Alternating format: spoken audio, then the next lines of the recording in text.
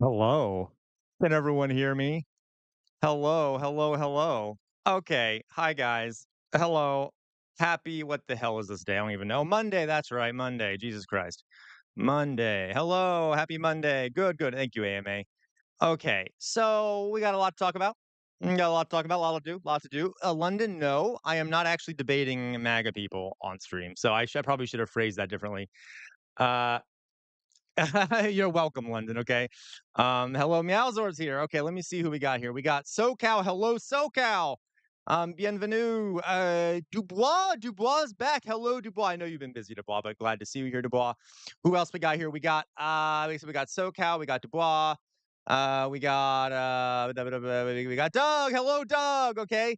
Um, Oh, good. So you actually had the welcome meeting? Fantastic, Doug. I know that they were kind of slow walking getting you on board, so that's good to hear that. You have to wait till 2034. Really, Dubois? That sucks to run for governor. Um, okay. London, London, London. Hello in your groove. Hello in your groove. All right. AMA. Hello, AMA. Sir Bartholomew is here. Oh my God, like the whole crew. Hello, Louise. Okay, Weirdomorphous Blob. I'm so sorry, Weirdomorphous Blob. You've not had a good last few days, have you? Okay. Well, I'm always happy to see your Weirdomorphous Blob octopus. Okay. So love it. That almost sounded like I was about to be offensive, but anyway, okay. I'm just talking about the octopus. Hello, Alyssa. Hello, Alyssa. Um, Fox. Hello, Fox Emblem. No, I'm not going to actually be directly debating MAGA. I should have phrased that differently. I was just going to talk to you all about people who debate MAGA, because maybe I will at some point. I don't know. We'll find out. Okay. Okay, though I don't know. Well, we'll talk about it. Hello, Meowzord. Okay, Hiyori. Um, can't debate MAGA. Yeah, right, Hiyori. That's what we're going to talk about. Is I'm not sure if it's even worth the time, but that honestly wasn't why we're going to talk. I'm going to talk about it with all of you just to see what you all think about how to convince MAGA to change their mind. So it was going to be kind of a talk about that. All right, you guys. Hello, Hiyori. All right, you guys. So we got a few things to talk about here today. Is that true, Jovan Bradley? Tell me that again when we get to that topic, because that's what I wanted to ask all of you. Like, do you know people who are good at debating MAGA? Do you feel like they've been able to change their mind? Okay. You're right, Lennon. That's fair. That is very fair. Okay. But hey, I guess, Lennon, technically, if I keep it that way, we might get more viewers, right? I guess. But maybe I should change it. Um, all right. Forgot to put my lucky necklace here. Okay. Um, yeah. Okay. So, guys, uh, few things we need to talk about. First of all, um, one super chat or 200 bits over on Twitch gets us the Jester hat. 3 get us the Jester collar. 5, what did I say for 5? I can't even remember. Yeah, we get 5. 5, we get to play a game. If we get to 7, I'll do 20 more minutes of streaming time. If we get to 10, I will do 10 more minutes, and then every $5 after that will get us 5 more minutes of streaming time. Does that make sense? So, I'm not gonna put on the makeup today for the sake of my skin, which was kind of isn't doing well because of the temperature. I try to give it a break. But if we do get to, normally I stream for about 2.5 hours. I will stream essentially for 3 hours if we get to 7, and then if we get to, thank you, Jonas. Okay, we got 100 so far. Excellent. If we get to okay, so that's how we'll scale it up this time. Okay, that's how I am trying to convince you all to trying to get your money out of you. This time, okay, okay. So that's how we're doing it this time. Again, if we get 200, so we're already halfway to 1. If we get 100 more on Twitch, I'll put on the Jester collar or hat. Okay, you guys get it, all right? And then okay. Hello, Matt Sai guy. Okay. Hello, Dolly Boy. Hello, Dolly Boy. Okay, so let's get into it. The first thing we have a few things we're gonna talk about. The first thing is I've made a presentation, and we're gonna talk about that first. Have a little presentation here. You'll see that in the name of the stream, it says something like, "It's not your fault," or something like that. Um, yes, Dolly, with a rare double hello. Uh, it's something like, oh my God, Jonas. Okay, fine, Jonas. So that Jesus, that would be the hat and the collar. So thank you, Jonas. Thank you very much, Jonas. So we get the hat and the collar already. Uh, so see here, the hat. Jesus, now I have to do math. I can't do math in my head. So 200. So 200 is one. So that would be 10. Oh my goodness, that gets us up there, doesn't it? Uh, second here. Be 5. So that gets us to 5, which gets us to a game. So we're already at a game. Okay. But let's wait. We'll hold off on the game until we get through this, and obviously that we'll just play the game a bit later, like we normally do. Okay. But yeah, well, everyone should thank Jonas. We've already gotten to the game. Okay. So, all right. So what we're going to talk about first here, folks, is the psychology. How capitalism affects your psychology. Oh my God, thank you so much, Matt Saigai. Wow, we're really got a lot going today. Thank you, Matt Saigai, for that super chat. Okay, so let's talk briefly about the psychology of capitalism. The psychology of capitalism. Now, um, okay, where's my face? All right. So this will be the first thing we do. After we do this, we have a few other things to talk about, such as we're going to be talking about what is it called? We're going to be talking about debating Maga. We're going to be watching a video about this town in Arkansas that is supposedly whites only. God help us all. And then we'll do some Discord reactions and we'll just kind of see where things go as normal. See where things go. All right. Thank you so much, Alyssa. Oh my God. Oh my God. You guys, you're going to make me cry. How dare you? Okay. I mean, please. Thank you so much, Alyssa. Thank you so much. You're a smart guy. We've already gotten to 20 extra minutes. So now I will be streaming for 3 hours. If we get up to 10, then we will every $5, then I'll do an extra 10. And okay. So we're going to be streaming for 3 hours already. Okay. All right. Jesus. Okay. Um, all right, let's continue, shall we? So, this is a presentation here. What I would like for, okay, well, you know what, Jonas, you paid, so definitely. Just kidding, I'm being an asshole. We'll definitely take a look at it. All right, you guys. So, what we're going to do here is let's talk about the psychology of capitalism. Now, it would be really better if I frame this as the um, the psychotherapy, psychoanalysis of capitalism, but I wanted to say psychology of capitalism. Now, before we start, as we're doing this, first of all, I have complaints about the field of psychology as a whole. We're not going to get into that. This is stuff I think is less. Well, I like this stuff. Let's put it that way. Maybe I'll get into. Maybe if we have time, I'll talk about my critiques of psychology on a whole. Second of all, here, uh, while we're doing this, try to see, and this might be triggering for some folks. Try and see how it connects to your lives. And I'm going to pause and ask all of you if you have felt some of the things that we learn about in here. Okay. Um, thank you, Macy. Yes, please like the stream if you haven't already. You'll get more people in here. Okay, so let's talk about the psychology of capitalism and why so many things. Yeah, meow Zord. Okay. Um, uh, oh, got you. That's so interesting. The psychopath is yeah, exactly. Welcome, Mithril. By the way. Okay, so let's get into this. Okay, so I'm going to read this to you. I'm going to read this aloud to you. This is from a article I read. I cited it at the bottom here. Is written by Raheem Thawer of Medium Magazine 2025. Okay, so Maria is 28 years old. She's a single mother working 2 jobs, a caregiver by both profession and necessity. Her days begin before dawn, navigating the tension between childcare responsibilities, lawn bus rides, and shift work that often stretches well into the night. Rent looms, debt accumulates, and exhaustion settles in her bones like weather. And yet, when things fall apart, when a bill goes unpaid or her son grows distant, Maria doesn't blame her landlord, her employer, or the state. She blames herself. If only I budgeted better, she thinks. Maybe I should have picked up that extra shift. Maybe I'm not trying hard enough.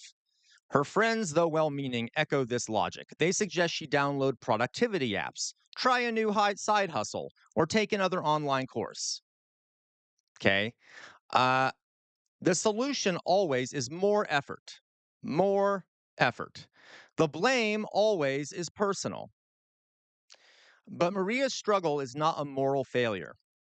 It is not a deficit of character, resilience, or ambition.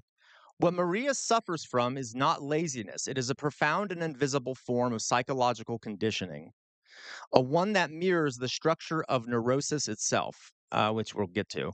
She is not broken. She is performing exactly the role capitalism has carved out for her. And her self blame is not organic, it is engineered. Okay. Okay.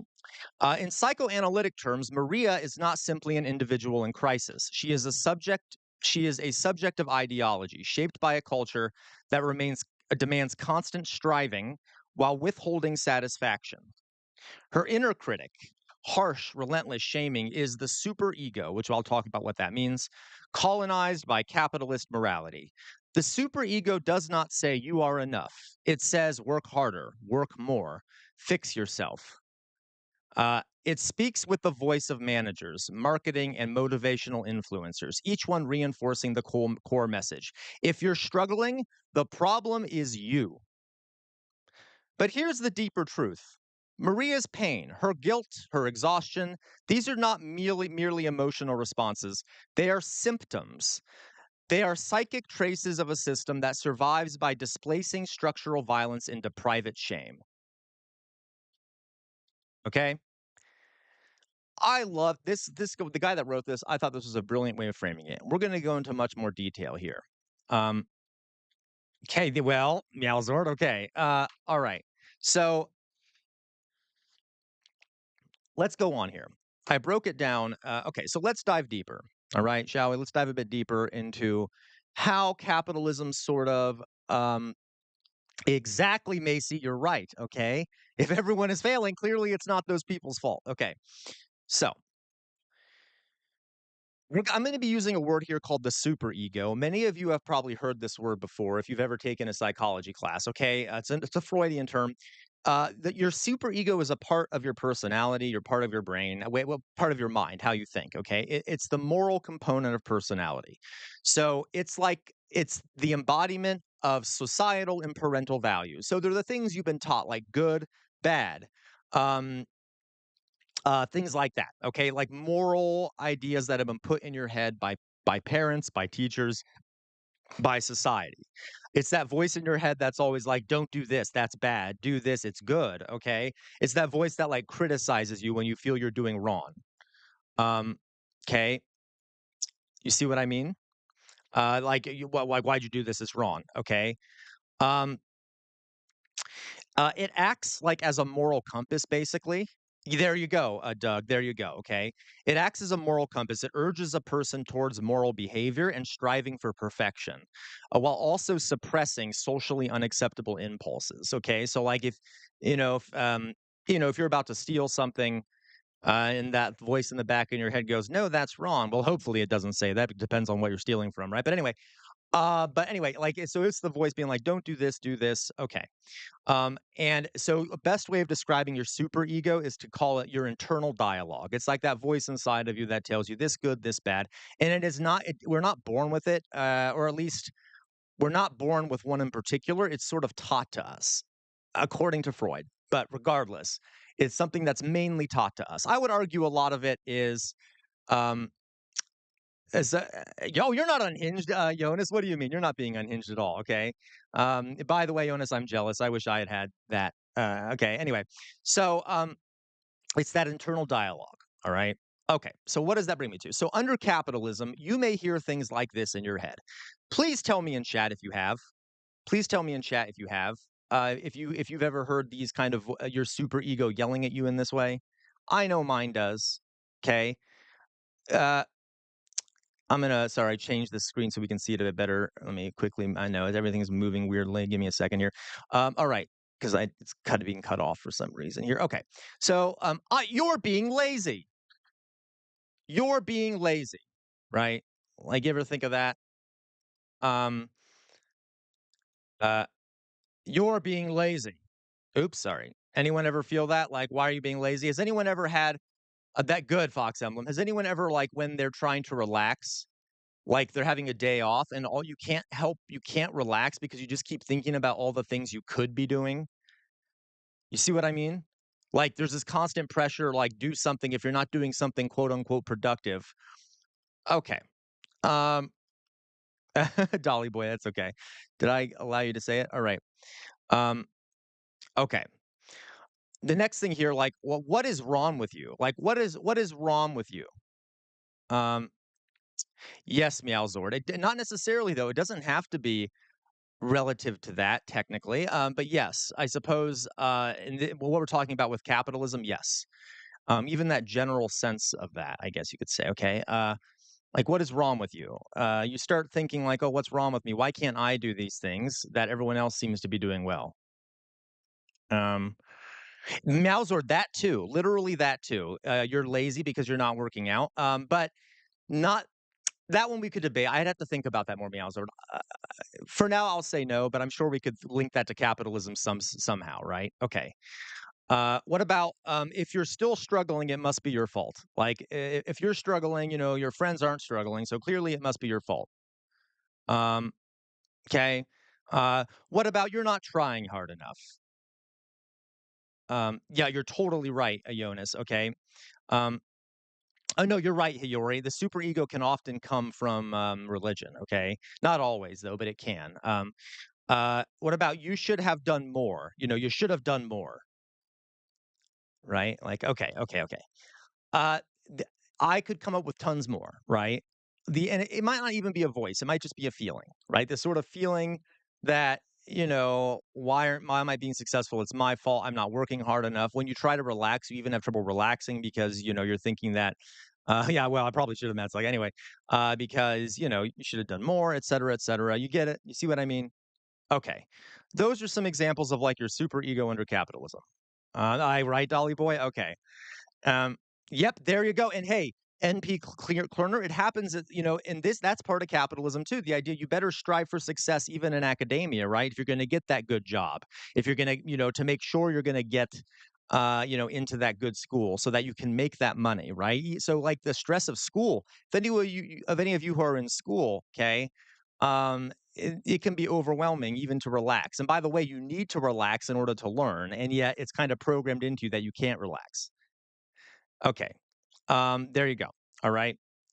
Uh, okay, good, Sir Bartholomew. I'm glad. All right. So, what we're going to do, folks, is let's critically examine these voices we have in our heads. Okay. And many of you, I know, many of you don't have these voices. Maybe not anymore. Ever since you came out of your own cave, as Sir Bartholomew said. Okay.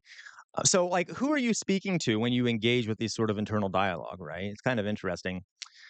There you go, Mithril. Okay, but it's not really yourself that's taught it, Mithril. Like the outside world is constantly saying that.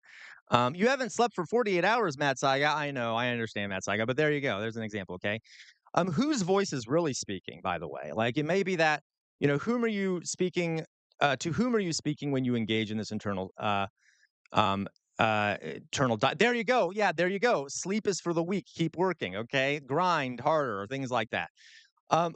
Another question I have here, um, okay, there you go, Macy, is cui bono, and I've used this term a lot. It means who benefits? Who benefits from you having this internal dialogue?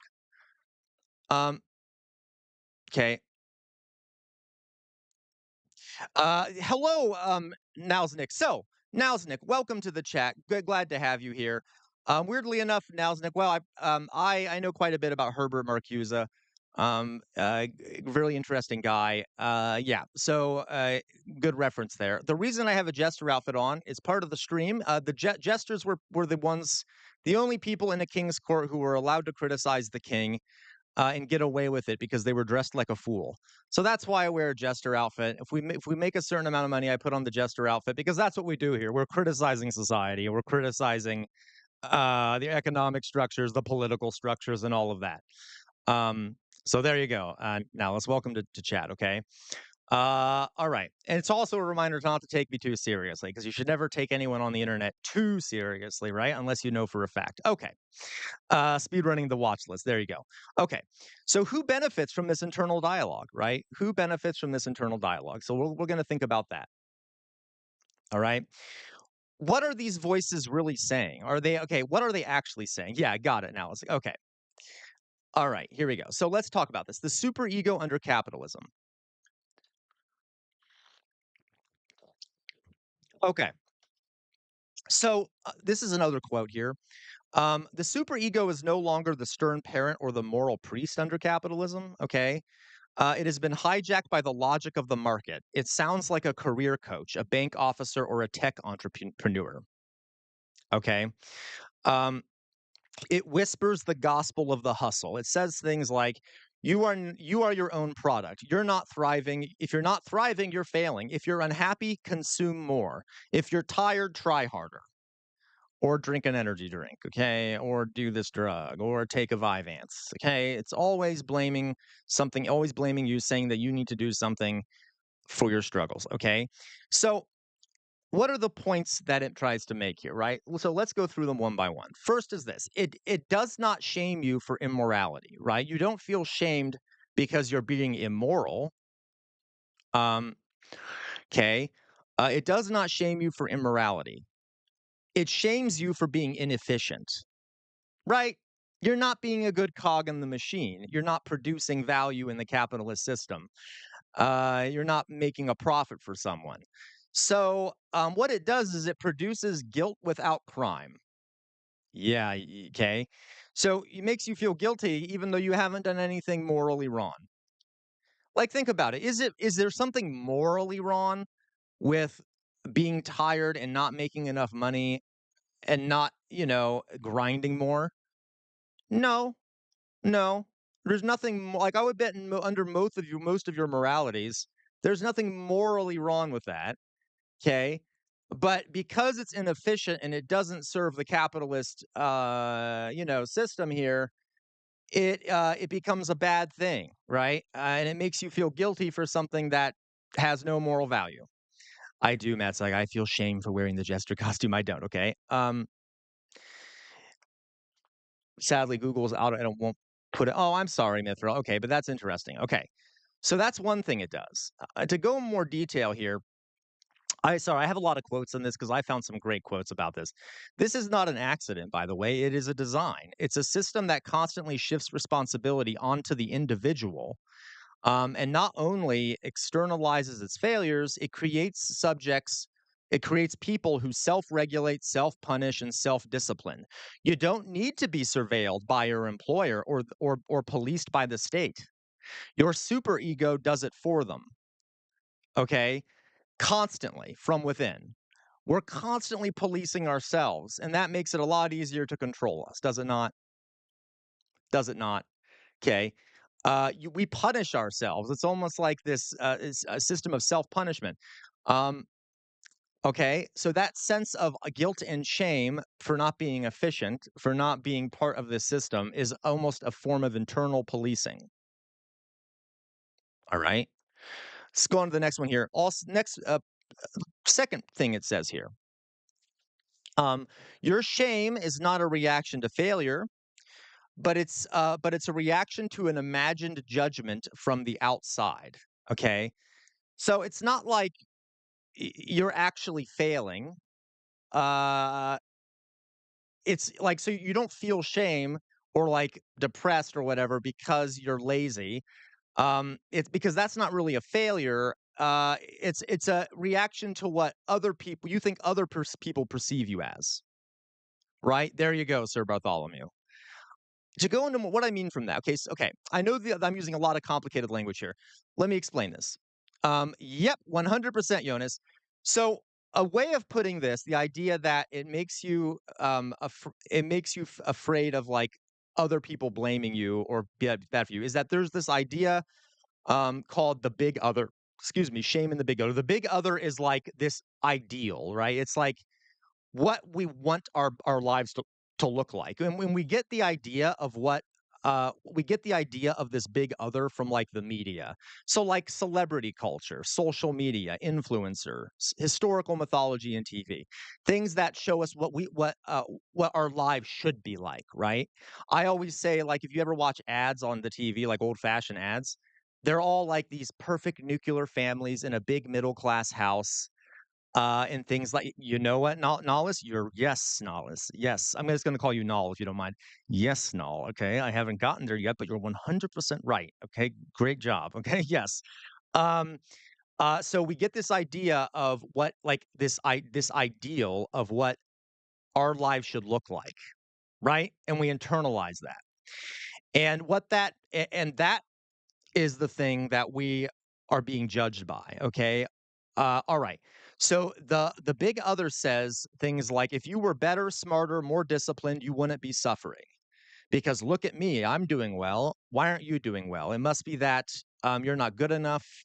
You need to be smarter. You need to be more disciplined, or you want to be suffering. Like, guys, whenever this is why also one of the reasons I avoid social media. It's just a bunch of people. Um, Oh, I got you, no, okay, oh, can I call you Pancake? That'd be kind of fun. I'd like to call you Pancake. So, like, if you go on social media, all you see are people who will, like, make you feel bad about yourself. I know I'm exaggerating, but do we all agree, like, there's a lot of people on social media, that, uh, make it feel like, we are lesser than. Right?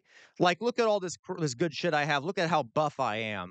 Look at my beautiful, amazing life. Now, by the way, we don't know if they actually have beautiful, amazing lives. That's the image they show us. But we get in this head this idea of that ideal. And if we don't meet that ideal, it must be because there's something wrong with us because other people we think are reaching that ideal. Do you see what I mean? That's called the big other. That's called the big other, right? So we judge ourselves based off whether we've achieved what these ideals have achieved. Um, Yep. Oh, I know, Hiyori. Yep, Hiyori, you're right. That's also blame, right? They also judge you for spending on fun stuff like games, consoles, and subscriptions. And we're actually going to get to that, Hiyori, because you shouldn't buy those things. That's why you are struggling, which is a massive oversimplification, of course, is not the reason you're struggling.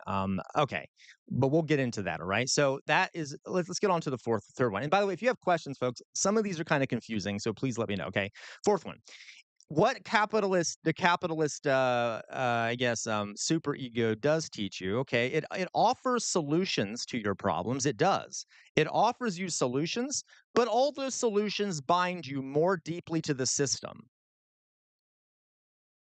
Oh, I know, Meowsword. Oh my god, Meowsword, you know how it goes, Meowsword. You're speaking my language there. Yeah, happens to me a lot, Meowsword. ADHD is great for forgetting about subscriptions and letting corporations leech you. Yep. Mm-hmm.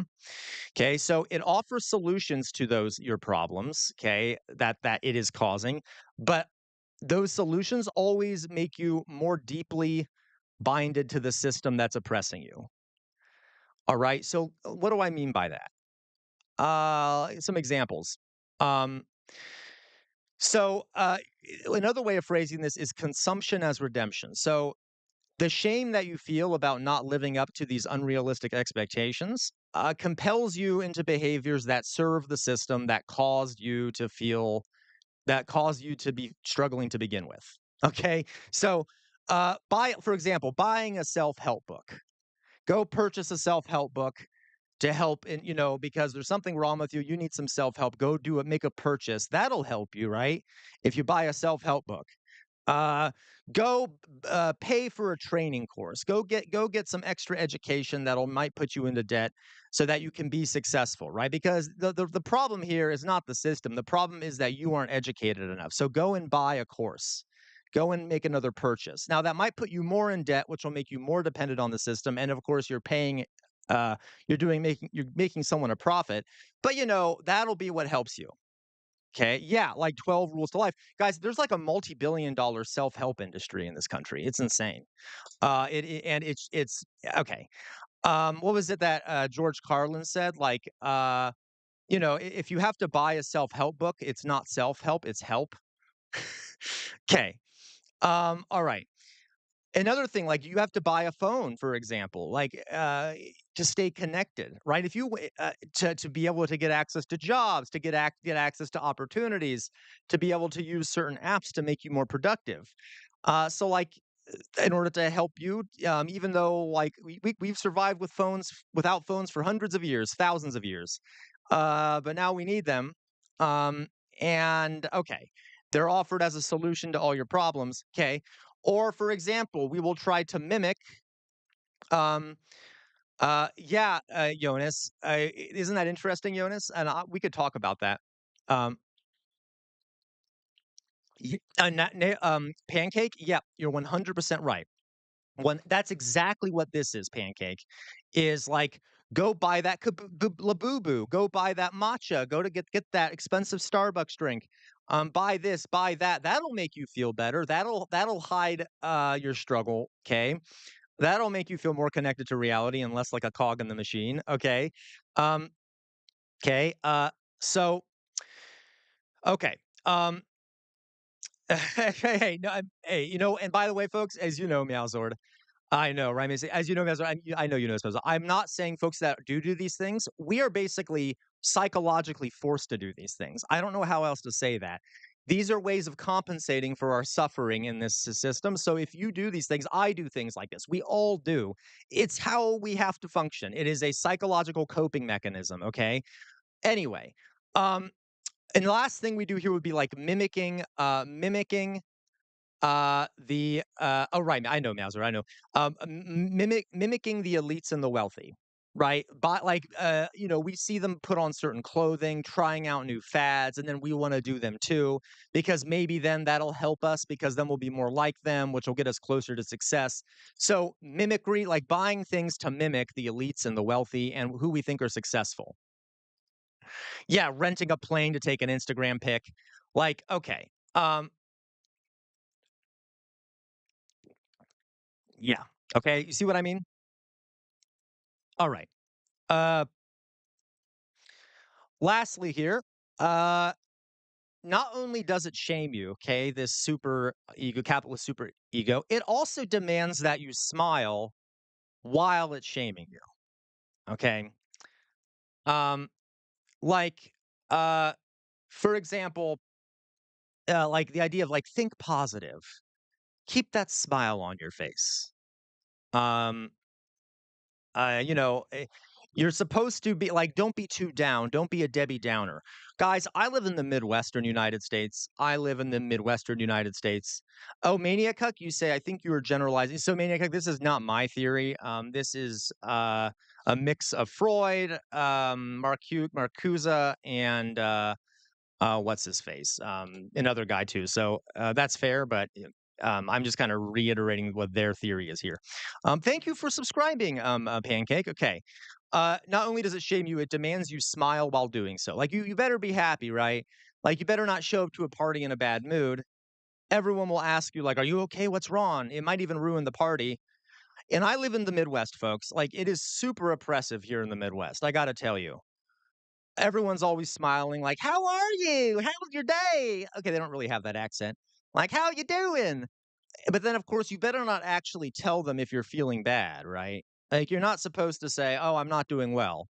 I'm about to lose my house," or "I can't afford healthcare," or "I hate my job," right? Then you're a Debbie Downer. Like, then they'll be like, "Oh, okay, well, I hope things get better for you," and then they'll walk away. You see what I mean?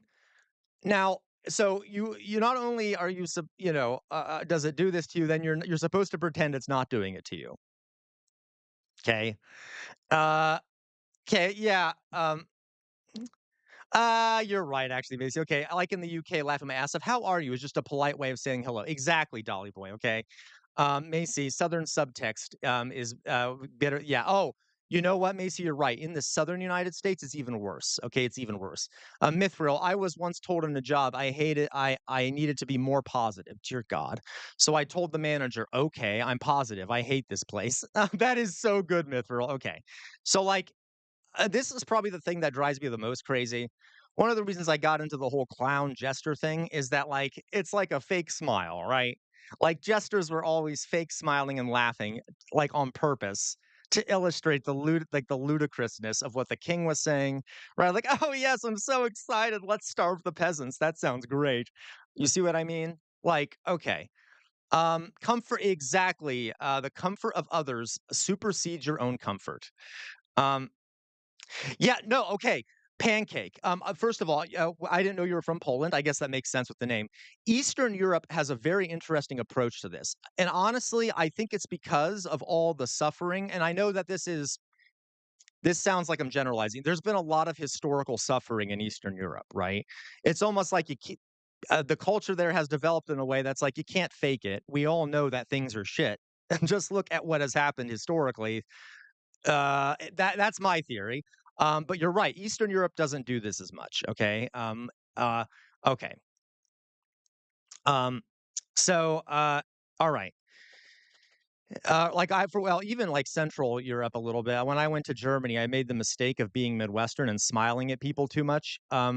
Like I would constantly smile at people, thinking that that's what was expected, and then I quickly realized that I looked like a lunatic because everyone thought that smiling too much made you crazy. Okay, all right, going on here.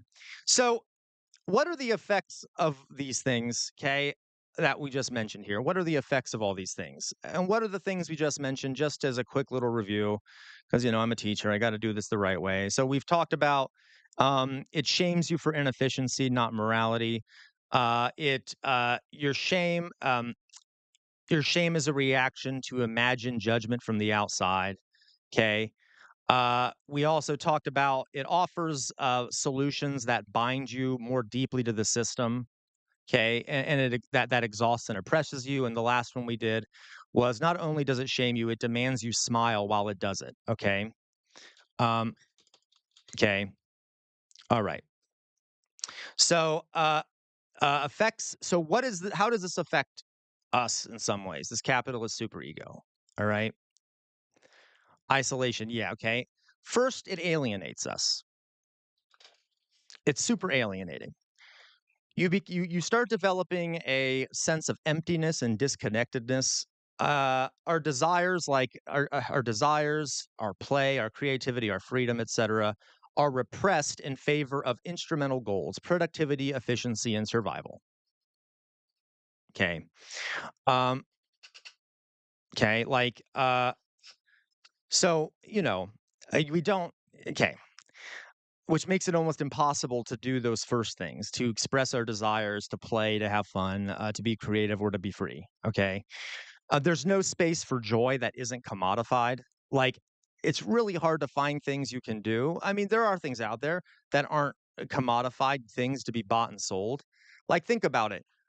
A lot of middle class families, et cetera, their whole idea of fun is going someplace and buying food and eating it out in public, or going on a vacation and go purchasing something somewhere, going to purchase this, going to purchase that, going to some new place to make more purchases in a new place. You see what I mean? Okay. There's our true needs, like things like rest, touch, intimacy expression are kind of forbidden. I mean, they're not forbidden, but they're subsumed into the system. And then even alienation, that sense of disconnectedness and not being able to get your needs met, is becomes commodified. Like so if you're feeling disconnected, someone might recommend to you, hey, have you tried this mindfulness app? Okay. Are you feeling burned out? Buy a spa package. Feeling alone? Pay for an online course in an authentic, um, um, okay, are becoming an authentic. I'm sorry. Pay for an online course in authentic communication.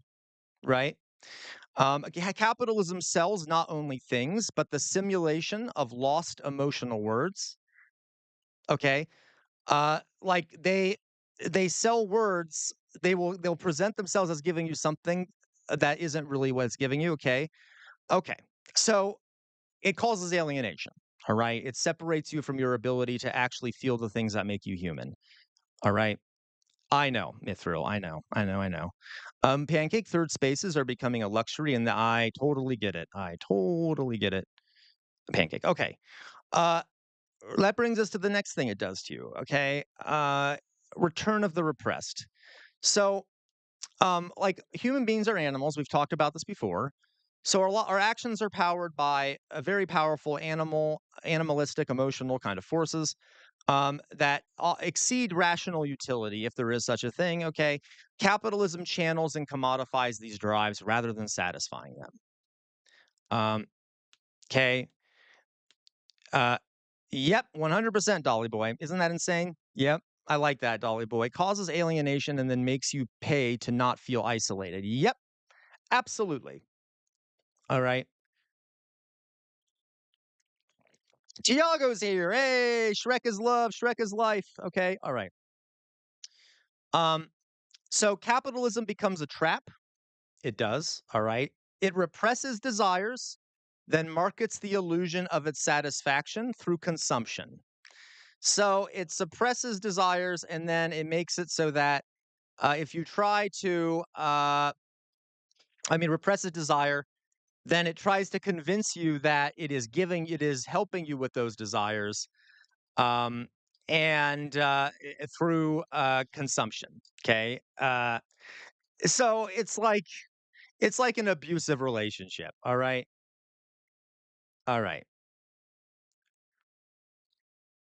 As a matter of fact, on a different page here, yeah, I think I mentioned that like it basically turns you into like a commodity. You become a commodity, right? To be bought and sold, for example, on the labor market. Okay, anyway. So, all right. The more we consume, the more we chase of the fantasy of completeness that recedes just beyond reach. Each product or course or service promises to fill a gap. Yep, Meowzord, okay. Promises to fill the gap. None of them do, though, okay? None of them do. But the pursuit continues, not because we are deluded, but because the system is designed to keep you desiring what it will never deliver. That's the whole point, folks. If it delivered what you need, then you wouldn't be buying, right? Uh, okay, Tiago, thank you. Yeah, that sounds great. Good luck. Okay, so it will never give you what you need. Otherwise, people won't be buying stuff. Okay, okay, you see what I mean? All right. This leads to dysfunction, like a lot of dysfunction. Our repressed, unsatisfied desires end up showing themselves in unhealthy ways. And that's called the return of the repressed. Like, why do you think we have so many people who have mental health issues? Why do you think there's, you know, we talked about Alex that one time, right? Like, not meeting your emotional needs will end up showing itself in other ways, oftentimes not good. Okay. It makes things worse because of the liberal left. Okay. Hello, cheese soup. Hello. Hello, skittish kitten. Um, you see what I mean? Uh, and like a lot of people's bad behavior quote unquote bad behavior comes from not being able to get their needs met and not knowing how to. Okay. All right. And guys, I used to work in a group home for teens with severe behavioral problems. Adults are so much just like teens. And if you like a lot of times teens, they'll get mad or they'll get emotional. They won't even know why until and you'll have to ask them. You have to teach them to be like, "Hey, are you hungry? Are you tired? Have you drunk water recently? Are you sad about a crush of yours not liking you?" It takes them a while to identify why they feel the way they do, and then that kind of helps them start getting over it. But humans are the same way. Like, and capitalism makes it really hard to identify what the problem is because we're constantly told that, uh, like, buy this and it'll fix it. So you then blame yourself. You're like, well, I bought this, and what's wrong with me? So maybe that isn't the problem, right? Maybe I don't just need this or that because I bought those things and it's not helping. You see what I mean? So, okay. And then it comes out in dark ways. Um, Now, this is kind of the most disturbing part, I think, right? So neurosis, right? Or neurosis. Okay, neurosis. The neurotic person or the neurotic subject. So the definition of someone who's neurotic, which is a psychological psychiatric thing, is someone that is caught in a repetitive, self-defeating pattern driven not by rational calculation, but by unconscious compulsion. And so someone who's neurotic doesn't move towards fixing a problem or like resolving a conflict that's inside of them. They move in circles. Like, and they keep acting out the same thing over and over again, hoping that it'll end differently every time. Like you might say, try again, be better. Maybe this time you'll escape. You'll do better this time. Okay, we all do that, and we are forced to do it, right? right. Like, yeah, there you go, skittish kitten. Like, we are forced to do these things constantly. Like, oh, if I don't like this job, I just need a new job. Maybe if I have a better job, then I'll be happy. Oh, maybe I bought the wrong thing this time, but next time I'll buy the right thing and then I'll feel better. Oh, you see what I mean? It is almost like a neurotic cycle that we're all caught in. And capitalism has put us into this neurotic cycle of constantly trying the same things over and over again, expecting a different outcome. And what's the difference? What's the definition of insanity? You see what I mean? And this, by the way, is one of my critiques of psychology is the fact that, like, is neurosis really like a mental illness or a mental condition, or is it just like a structural thing? Okay, we could. This is debatable. Obviously, it depends on the situation, but okay. Um, Hiyori, good question. Okay. Well, maybe we'll talk about it sometime. Uh, all right. So capitalism functions as this neurotic machine. It creates a person who must endlessly attempt to prove their worth and then sells them the tools to do it again and again and again. You see what I mean? Meowzord, that's hilarious, Meowzord. Meowzord says, what you could do is join a local community group sponsored by McDonald's. Exactly. Right? Do we see the problem here? Okay. Guys, like, oh my goodness, like I was the same way. Like, I mean, okay, let's put it this way. Like, okay, I mean, I've gone through all of this. I'm sure many of you have too, right? This constant cycle, and you just can't feel satisfied. Okay. And it may not be the same for everyone. I'm just saying. Okay. All right. Lastly, this is the last point I have before we get to the conclusion. All right. The divide itself. So something else this does to all of us. Um, Okay. Something else. Okay. We work ourselves to exhaustion, don't we? Okay. And yet we still feel inadequate. We resent the system that exploits us, yet we simultaneously strive to succeed within it. Okay. Yeah, you're right, Hiyori. It's better in the UK, but it's still not good, right? Like capitalism anywhere does these things, even if you have a safety net. Now, social safety net makes it better, I guess, but it's not, it doesn't, still doesn't overcome the problem, right? Okay. Um, okay. Oh, absolutely. Absolutely, Pancake. Absolutely. Uh, oh my God. You know what? I should do a whole presentation on that, Pancake. You're right. Hello, Sammy Lammy. Okay, so it strives. So we basically it makes us have this kind of this split personality. Okay, so we resent the system that exploits us, yet we simultaneously strive to succeed within it. We know our labor is undervalued, yet we dream of rising through its ranks. Do you see the contradictions here? Come on, don't tell me anyone out here doesn't feel that way, right? I know I do. Like, even being a person on YouTube and Twitch, I like it's hard, folks. It's hard to live out here.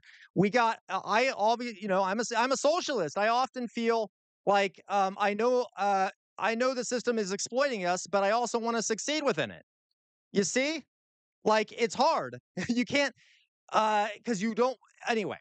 Um and okay. You see what I mean, right?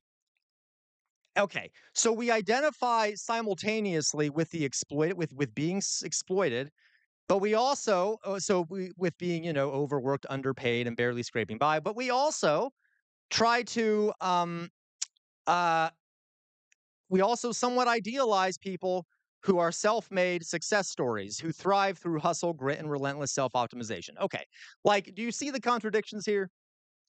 And we kind of want to be that way, even if we know that that's a lie. Okay, capitalism requires its subjects to adopt conflicting identifications in order to maintain compliance. Do you think that's good for your mental health? Like that capitalism makes all of us adopt this sort of bifurcated identity.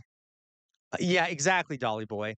Like this sort of bifurcated identity where you yep, skittish kitten, yep. like this constant bifurcated crap. You see what I mean? Okay. And, it constantly anyway. So that's also not good for your mental health, by the way, okay? Having to constantly live in these 2 worlds because you have to live in the capitalist one in order to live to survive essentially, not completely, but at the same time, that it's false and it's, oppressive and things like that. Um, so what? Why am I talking about this today? So what? So what? Why am I talking about all this and throwing all this crap at you? First of all, folks, that's why I said here in the title, it's not your fault. All right. Stop blaming yourselves. Um, yeah, there you go. There you go. Pancake. Stop blaming yourselves, folks. It's okay. It's okay. Right? Like, imagine if everyone stopped blaming themselves and started realizing that the source of their suffering is systemic. Imagine if, like, everyone in your society, wherever you are in the world or in the world, suddenly woke up one day and were no longer capable of blaming themselves for all these issues, and they finally all realized that it wasn't their fault. Okay, imagine if that internalized system of social control no longer existed. People, then all that anger, all that resentment, all that needs not being fulfilled would be directed in a different direction, would it not? Okay, and here's my sort of a note here on the end. Um, okay, mental health professionals, social workers, doctors, and others tend to assist people without pointing out the systemic context of their struggles. Okay. Um, okay. So imagine if it became normalized for them to do so.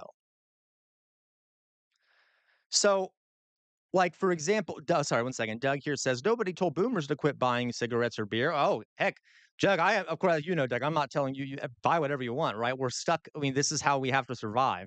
Yeah, but anyway, um, well, yeah, you can buy coffee as much as you want. I buy coffee all the time, right? I go to Starbucks. I love Starbucks, even though I know it's a horrific company.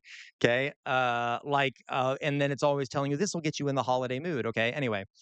Um, Okay. So mental health professionals, all these people, like if you go to see a psychologist, uh, they will they will talk about how this is what you need to do differently. These are the actions you need to take. This is why you're feeling this way. They will always operate within the system. They'll never tell you, well, you're sad because the system is oppressive. Maybe what you should do is change the system. A doctor won't tell you that you might feel chronically fatigued because you live in a capitalist system that drives you to fatigue, right? Uh, a social worker likely won't tell you that the reason you're struggling to find housing is the fact that, uh, you know, it's been commodified. Um, yeah, it doesn't benefit them, cheese soup, right? And that's my point here. Um, so like imagine if they did though. Imagine if all these professionals actually did state the state it outright. What if they actually had that was part of their job too, was to be like, "Hey, yeah, you're struggling because of the system." Um rather than just be like, "Here, take this med." Which I'm not saying that's not important, but you see what I mean, right? Okay. And that's why I have this trash bin here because in my opinion, that's what we should do with capitalism, but hey, I'm not trying to be biased here, folks. I'm just saying maybe we should throw capitalism in the trash can. It kind of seems good to me. All right. And if anyone, is watching on Twitch or YouTube, any police or anything, I'm not saying violently. I'm just saying maybe we should do something about capitalism. Okay. How dare you, JDH? Okay. Yep, absolutely, cheese soup. Absolutely. Guys, I know therapists, like, in my personal life, like, that I don't see in person. I do see a therapist, though, trust me, because trust me, I definitely see a therapist, but the therapists I know in my personal life, they admit that a lot some of I know one therapist who is a socialist, and it drives them crazy because they're like, "I've realized that a lot of my job is kinda worthless because I can't really say Like, I have to kind of avoid the issue. You see what I mean? Okay. I'm not saying that it therapy is bad. It's really good for people's health. It's just that it's interesting if people were allowed to actually point out these issues. Okay.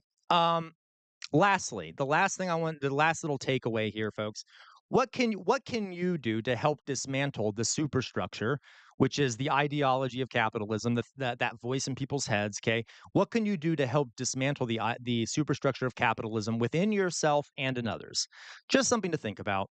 It's not easy, and you got to stay sane. All right, and I don't fault anyone for blaming um hey, hello, science tech. I don't blame, oh, hey, there you go, Meowsort, okay. I don't blame anyone for who is, who like, you have to survive. Um, okay. Um, See here, Mania Cuck, what should I do? I'm in a pretty good position to, well, that's up to you, Mania Cuck. I don't know your personal details, but just try to think of ways you can, okay? Like, I'm sure you could think of something. Like, I know what a lot of the times I have found myself being like deathly honest with people about it. Like, I'll just be like, "Oh, yeah, I will like in public." You have to focus. If you ever see me in public and you engage in small talk with me, I will say things where you'll think I'm insane. All right, I'll be like, if someone's like, "Oh, it's raining today. It's annoying how the street is flooding." I'm like, "Well, yeah, that's because they want to privatize everything so their corporate overlords can make a profit." Okay, anyway, have a good day. You see what I mean? You see what I mean? Um, okay. How dare you, JDH? No, I disagree, JDH. And yeah, you're right, JDH. So, yeah, I agree. Like, I probably should stop going to Starbucks, right? Like, and to be honest, folks, I almost never. I made it sound like I go to Starbucks a lot. I make my own coffee, but like once a season, I will go to Starbucks and get one of their flavored drinks because I like them. But I don't like always drink. I don't always drink. Um, I don't always drink Starbucks at all, okay? Like, I drink coffee or tea that I make myself. Okay. I know you are, JDH. But, like, okay.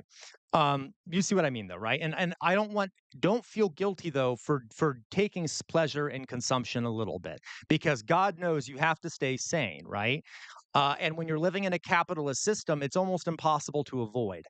But remember, that's my point here. Don't blame yourself. You got to blame the system and just be aware of it so that you're not doing things just because the system wants you to do it, right? But what are ways that we can start dismantling people's this self blame that goes around? Because I think if we do, it'll allow people to direct a lot more of their anger towards the proper thing. Obviously, this is just there's a lot of other stuff we could talk about, but okay. So there you go, folks. That is my presentation on the psychology of capitalism. Ta-da! I guess. Okay. All right. Um, Yeah, what is the name for the order, sir? A name is just a societal leash. Okay, that's hilarious. To keep us oppressed. Pressed. Okay. Oh, that's true. They do, Antifa. Okay. Yeah, no, JDH. You're and hey, that's why I'm not being specific here, JDH. Yes, I'm a socialist. I would rather see capitalism dismantled, but uh I'd much rather have some degree of progress, I guess, than than none. So yeah, and you all can come up with your own conclusions. I know there's some social democrats in here who are basically capitalists who think that there should be more of a welfare state attached to capitalism. I know there's also socialists in here. Okay, but so anyway, just something to think about. Okay. Um, so you do that version of capitalism being thrown in the trash can however way you want. Okay. What about the fascists here? Like you, cheese soup? I'm just kidding. Okay, that's a big insult. Hello, Victoria. Okay, guys. So there's our presentation here on that. Yay! Everyone happy now? Everyone good? Everyone good? So that is that. How it messes with our brains. Um, oh yeah, I know. There's also communists in here. There are so communists are socialists. They're just a different kind of socialist there. But yes, okay, I got you. I got you. There is yeah.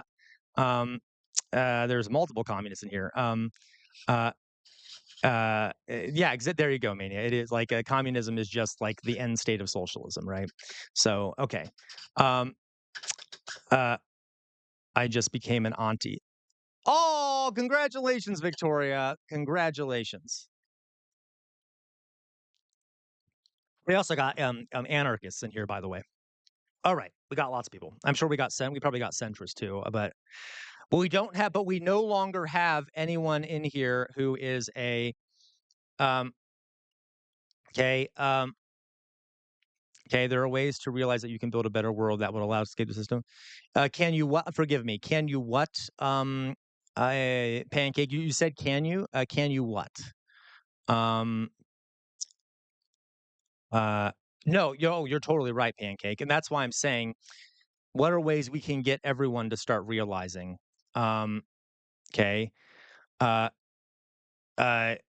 That's hilarious, Maniac. Like the whole point of communism is that the state dissolves at the end and everyone is equal. So I mean, not.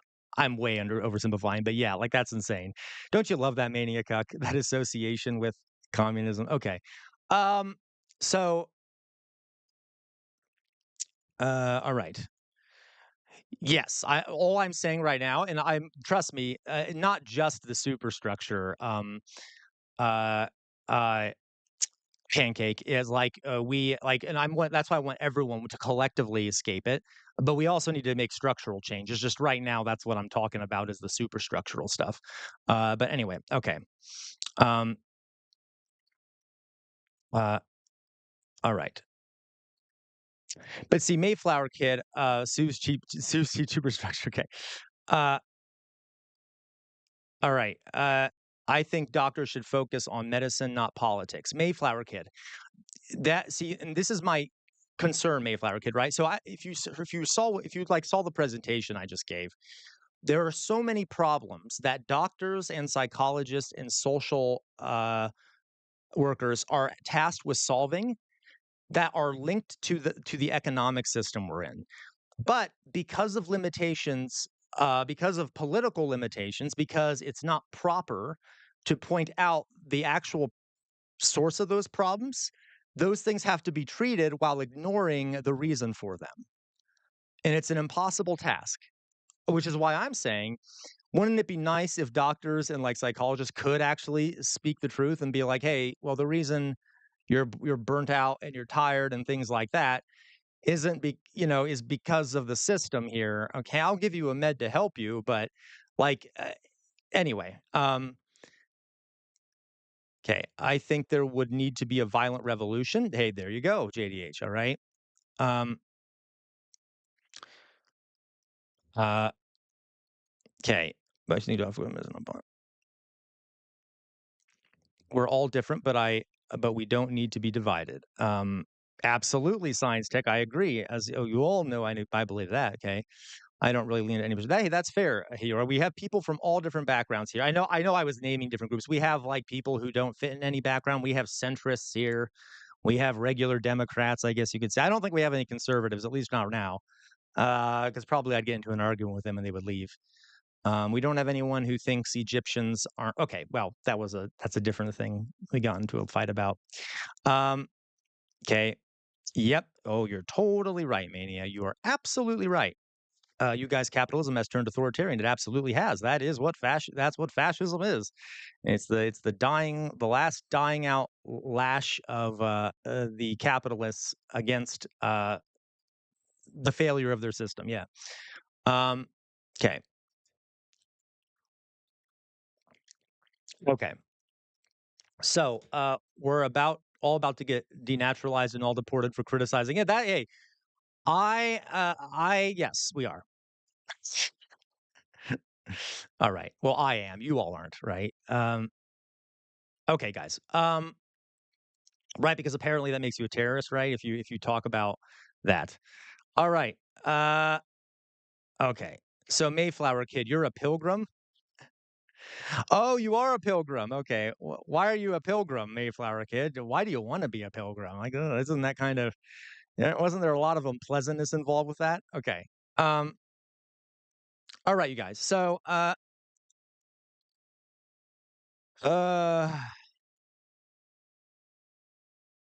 oh, I got you. That is fair.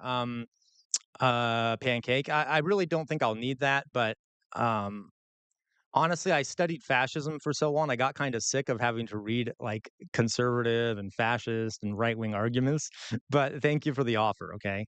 Alright, you guys, so, let's move on to the next thing, okay, right? Okay?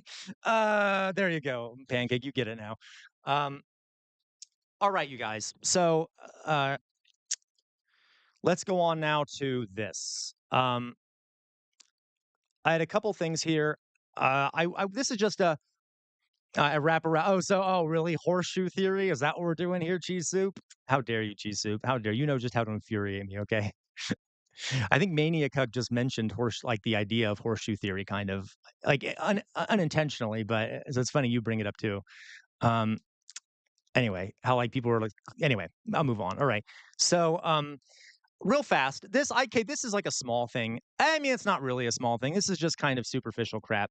Yep, there you go, Meowser. You know what's about to happen. So I noticed, folks, that let's see what day. So 2 days ago was the anniversary of the ratification of the 13th Amendment. Okay, to the U.S. Constitution, and this is just a small thing. As a historian, it just annoys the hell out of me. Okay, okay, just a small thing here. So the 13th Amendment to the U.S. Constitution was signed into law at the end of the Civil War.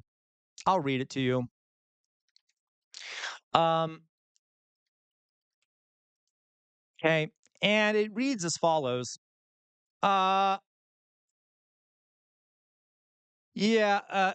So I will explain, Pancake. So this is it. So the 13th Amendment was signed into law at the end of the American Civil War. It basically, now this is an oversimplification. And I'm going to explain it more. It ended slavery in the United States. Okay, it made it illegal. Except, which you're gonna see what the except there is, because it was definitely not perfect. But it banned slavery in the United States. Okay, chattel slavery. So this is what it says. Okay, this is the 13th Amendment. Neither slavery nor involuntary servitude, except as punishment for a crime. So that's kind of a loophole, I guess you could say. Okay, whereof the party shall have been duly convicted, shall exist within the United States or any place subject to their jurisdiction. So it basically ended outright chattel slavery. However, it did still allow slavery in prisons, which is one of the reasons why black people were basically blackness was basically made illegal in the United States so they could throw as many black people in prison as possible and keep them as slave labor. Is it possible that that's why so many are still in prison today because they're still basically being used as slave labor in our prisons using the exception to that law? Now, I'm not saying that. I'm not saying that. I'm just saying I know. I know. Don't get me started, Pancake. Trust me. If I could choose not to be born here, I would have chosen it. Okay, I'd rather be eating a pierogi or something over in Poland. Okay, I'm just saying, all right? Or what is it, gawabki? Okay, anyway, whatever it may be, much rather be there at this point. Okay, maybe. It depends, I guess, where. Okay. Um, the 13th Amendment ended slavery. Okay, it ended chattel slavery. Yes, did I pronounce it right? Gavabki, the cabbage rolls. Okay, love it. All right, so um, let's move on. So in honor of that passing of that 13th Amendment, um, okay, okay, in honor of the passing of the 13th Amendment, we have Donald Trump, the Trump administration. I guess what's the term? What's the word here? Oh yeah, released a message. Okay, released a message. Okay, and it says this. Okay, so let's read it. On this day, 160 years ago, the United States of America ratified the 13th Amendment of the Constitution, immortalizing a self evident principle that stirred the hearts of patriots and forever changed the course of history. Not okay, again, then he reads the he goes on to actually read the amendment, which I just read. Okay. Today, our nation proudly recognizes the ratification of the 13th Amendment um, as a morally defining moment in our great American story, and we recommit to upholding our country's long cherished principles of freedom. Okay, first of all, the humor of this. Listen to what he's saying. Um, okay, this is hilarious to me. Um, Uh, okay. Uh, we sorry, we recommit to our to upholding our country's long cherished principles of freedom, equal justice under the law, and the God-given dignity of the human person. Right? Oh, Mania Cuck, join the club. Right? So, do we? It's kind of funny, right? That's kind of funny, right? That that yeah, right, kind of funny. Kind of funny for the Trump administration to be putting that out, right? Not that like there ever been anyone who's really done that in the country, but still kind of ironic, I guess you could say. All right. Okay. Uh so that's funny. Then he goes on to say to declare freedom for enslaved people. So first of all, they don't mention how it still allowed slavery in prisons. Okay, regardless, they talk a whole bunch about Lincoln. And then he goes on to say, to further President Lincoln's vision, um, my administration is working tirelessly to ensure that America will always be guided by the principles he cherished so deeply, and that we will remain the freest, okay, here's the funny part, the freest, safest, and most prosperous nation in the history of the world. Oh my God. Thank you so much, Jonas. Guys, I am losing track of um, Maniacuck, I don't know why you dislike me so much, Maniacuck. I really don't. But you have no idea why I dislike America. Okay. And when you say you are America, you are not a communist, Maniacuck. Communists view all working class people as equal. Um, so I don't know why you view an American socialist slash communist as somehow inferior to you. I am still a human being, and most Americans, especially the ones here, don't like America. Okay, do not like America. So I don't know why. I don't. Maybe you got this sense of moral superiority from listening to Hakeem so much. I don't know, but I would really appreciate it if you stopped. Okay, I'm sure people here in chat know that not a fan of America, and you have no idea why I'm not a fan of America. Okay, all right. Um, Okay, no, and Jonas, but it's different, right? We can despise the actions that America takes, but you don't despise Americans, Jonas. Like, you see what I mean? Americans are human beings just like anyone else. All right, I'm gonna lose my mind, maniac. Um, all right, so moving on. Uh, I also just really don't like when people make assumptions about how I view the world. But I don't like why. Okay, uh, forgive me. Moving on. Um, Mayflower Kid, you said you like protected free speech. That's interesting. What are you referring to? Okay. Um, all right. Yeah, exactly, Hiyori. Okay, moving on, guys. I'm gonna lose my goddamn mind here in a second, I'm sure, but okay, here we go. Uh, uh, okay, Maniac again. You don't know anything about my audience, right? Okay, whatever. I'm moving on here. So let's go on to what he said here. Okay. Uh, okay. Yeah, we definitely don't have we definitely don't have protected free speech in America, by the way, for the folks who's okay. Uh, yeah, thank you. Because, like, I mean, and, hey, no, I get it, right? America, imperialist power, does lots of evil, horrific things. I am active. I lost my job fighting against that, and yet we get this someone coming in here claiming that the reason I don't like America, I literally lost my job speaking out against genocide in Gaza. I'm going to lose my mind. I'm going to lose my mind. Okay. All right, I'll shut up now. Yeah, there you go. And thank you. A lot of my audience isn't American to begin with. Okay. Ugh, all right. Jesus Christ, I'm going to lose my mind. Okay, guys. So, okay, to further President Lincoln's vision, my administration is working tirelessly to assure Americans will always be guided by the principles he cherished so deeply. Okay, we honor the heroes who paved the path for the end of slavery on our land. We applaud the brave men and women of the abolitionist movement who dedicated their lives to upholding the American promise. But above all, we acknowledge That freedom's triumph over tyranny on December 6, 1865, stands as an enduring reminder that America was, is, and will forever be a great nation. Okay. Oh my God. Mm, okay. Like I just can't. Oh, that last part. That last part. All right. Um, that last part. Cheese soup. How dare you? Okay. I abs. I am more American. There you go, Mayflower Kid. Okay. No, I did. I'm sorry. No, you didn't. What cheese soup? Are you talking to someone else? Or are you talking to me? Just curious. All right. All right, you guys. I'm moving on, folks. Okay. And I am not. Okay. Moving on.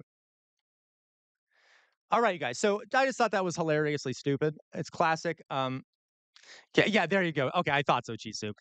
So oh my God, classic Trump nonsense, right? Classic Trump nonsense. Classic Trump nonsense.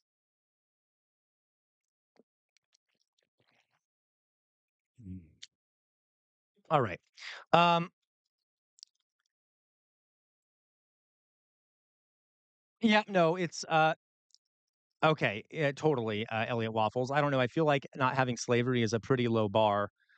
Yeah. Oh, I know. Trust me, Elliot Waffles. It's just not. It's just bullshit. It's just American exceptionalism bullshit, as always. Okay. Um. Uh. All right, you guys. So, um. Okay. Uh. All right, you guys. So, real fast here. So let's do this one, okay? This is another video I saw. I thought it would be interesting for us to talk about. I'm sorry, I'm really hot, folks. Oh, I'm getting all worked up, so I'm gonna take off my sweatshirt. Forgive me. Sorry if I show a little skin, guys. Sorry if I show a little skin.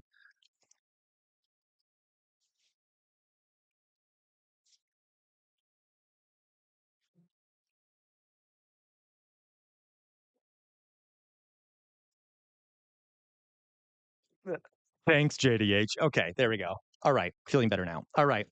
Okay. Yeah, beach mode. Woo! All right. So, this next little video, Jonas. Okay. So guys, I'm sorry. I've completely lost track of the number of things we've gotten. We've gotten so many. So I'm definitely going to be streaming for quite a lot longer. But I just wanted to let you know I'm okay. Let's go back here. Okay. Um. So over here we got uh so this video I saw, I haven't seen it. I mean, I saw it like it popped up on my feed. I kind of wanted to watch it with all of you. I have not seen it. Speaking of America being a shithole, anyway, is that this is a okay, uh, oh, Dolly Boy. Okay, anyway, um, this is a video about it's from DW Deutsche Welles. Okay, all right. Um, Okay, DW Deutsche Welles is a German public broadcasting service, and they did a video, and it might not be good. If it isn't good, we're going to just stop watching it. It's about this, I guess, town in Arkansas, um, uh, that has tried to build. It was built as a whites-only community. Yes, folks. I'm sure we're not shocked, but yes, in the 21st century, apparently, okay, you all know what I'm about to say there. All right, so it's called A Return to the Land. It's being exclusively developed for white residents. And I thought we could watch it and see. Let's just see what it's about. Okay, let's see the kind of nonsense we got here. And then we're going to talk a little bit about how to argue with Trump people. This community in the US state of Arkansas is being developed exclusively for white residents, a concept which comes with legal challenges. Located in a remote area of the Ozark Mountains, Return to the Land is a utopia for some, but a dystopia for others. I was attracted to it because I felt that we were too isolated. I became more concerned about the future of my identity group, white Americans. You know, I don't have any other group that I belong to, really. Why? Like, how sad is that? How sad is that? Like, how pathetic? Like, why does that have to be your identity? Like, it's almost depressing that that's like the core of your identity is that your skin you have less melanin in your skin than other people. Like, there are other groups you can join. Like, hell, go to like a, I don't know, a bingo group or something. Go play D&D. Like, what the hell are you? Okay. Uh,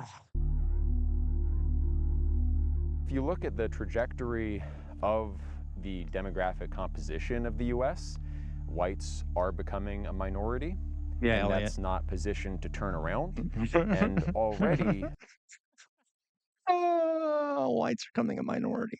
Who gives a shit? Who gives a shit? Okay, okay, all right. white people in America are subject to some legal discrimination. Affirmative action is legal discrimination against white people.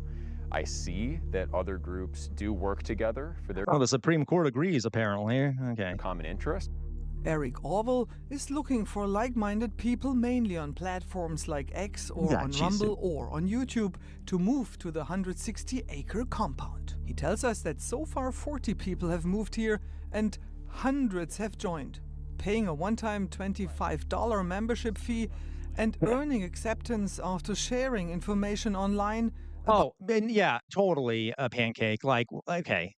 You know what? You know what? I support this, Pancake. Maybe we should let these people go on these compounds and then prevent them from leaving, which is like we should do that like we do it to Native Americans. We could have reserves of white supremacists, right? Now, obviously, we should let the Native Americans, we should give them back their land and stuff, whatever. But like, anyway, maybe that sounds a bit genocidal to me, but About okay. their ethnic background. Walk me through the application process. First, you would go to the website, returntotheland.org, and fill out a questionnaire. So we ask about your values, your religious beliefs. That's fair, Maniac Cook. Why do you have an issue? I actually have heard some good arguments in that way, Maniac Cook. What is your issue with it? Because I've heard people make good arguments. I'm not sure I have a good answer on it. I don't know enough about it, but We ask about hobbies and things like that. And then you would schedule an interview, and we have a team of interviewers who ask a certain set of questions, and then they report the feedback from the interviews, and then the board of directors votes, and you mean that's how Jim we Jones, make Mayflower? those decisions. How far do you Oh go my back? God. Like, There's no Also, he is so boring.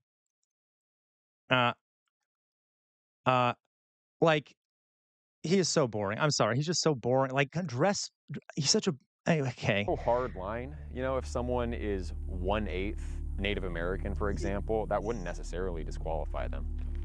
But there's no What? hard I'm line. confused. It's a case-by-case thing. tell me a little bit, what is a European identity from your perspective? How would you describe that? Well, it's complex. I mean, it encompasses a lot of stuff. I went to school for classical European music, so I think that's a big part of European identity. Oh my God, guys, he is a caricature of himself. He's a caricature of himself. He went to school for classical European music. Oh my God, he must be like the most boring conversation. Hey, nothing wrong with classical music, but he must be like, oh, yeah, that's true, Dolly Boy. Go back to Europe then, right? He's so insufferable. Like he'd be the most boring person to meet at a bar. Okay. Our musical traditions. I asked him if he could play something for us. Jesus. He's probably what $10 is going to be Wagner. He's going to pay Wagner. And all these white supremacists love Wagner. Oh, I lost. Oh. Well, okay, guys. I don't even have to hear the rest of that. Do you know what song that is? Um, that is true. That is true, Pancake. Do you know what song that is? I already know. I already know what that song is. Uh, Deutschland, Deutschland, Über alles in der Welt. So Germany, Germany, Deutschland, Deutschland, overall, Germany, Germany, overall. It is the old German national anthem, which they still listen to, although they still have it, but then they've changed the lyrics so they're not a supremacist. Of course, of course, that's the song he chooses, right? Are we shocked? I mean, that is hilarious. He should have played the Horst Wessel lead, really. Affirmative action is basically the patch on the gaping hole. It tries to set out seats Maniac Cuck, I 100% agree with you. I went from yelling at you, Maniac Cuck, to agreeing with you, okay? So I take it back. Okay, that's fantastic. I agree with you. Okay. Um, I'm surprised he didn't play Erica, right? Okay, I got you. I got it. Yeah, yeah, yeah, he should have played Erica. Okay, anyway. I thought it was gonna be like A, B, C, D, E, F, and then he probably would forget halfway through which letter came next.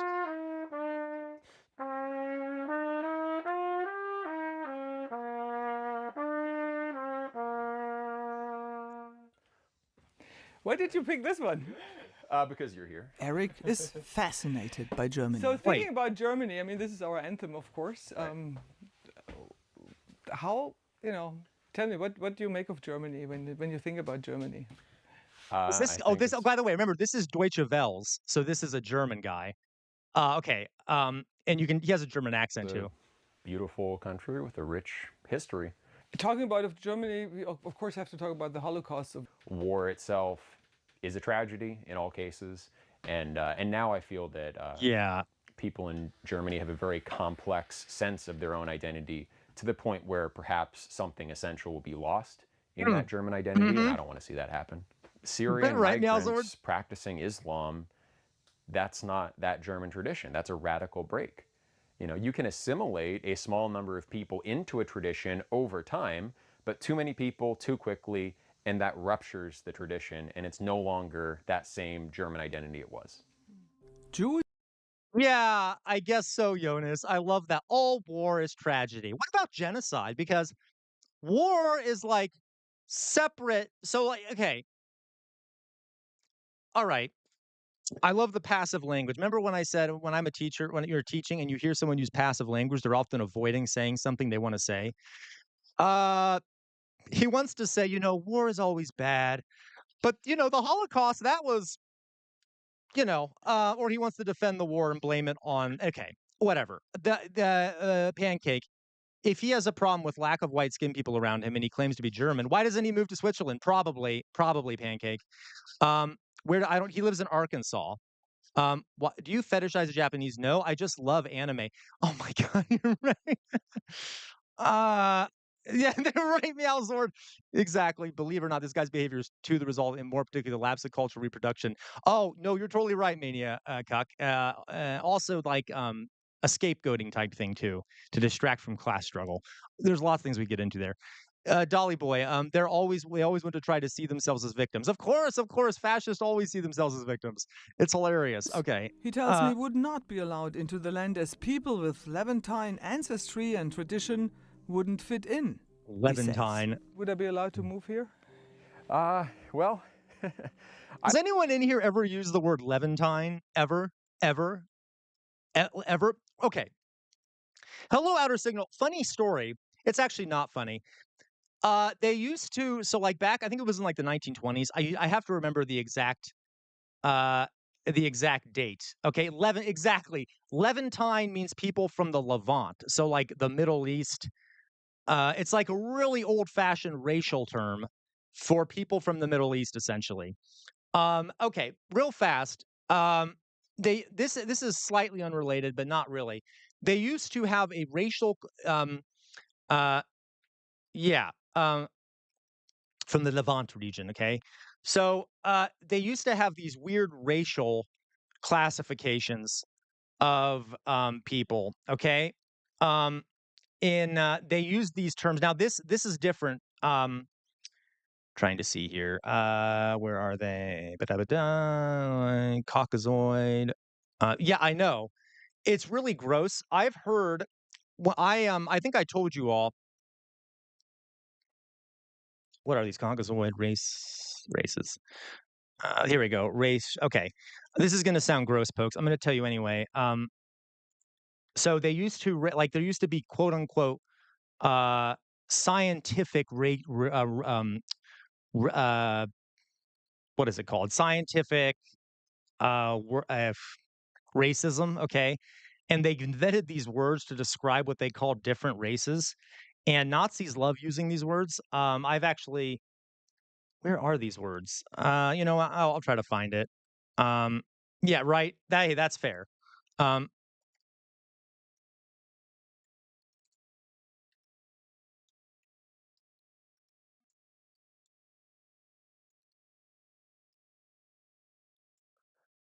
Uh, Here we go. All right. They used to use these words, okay?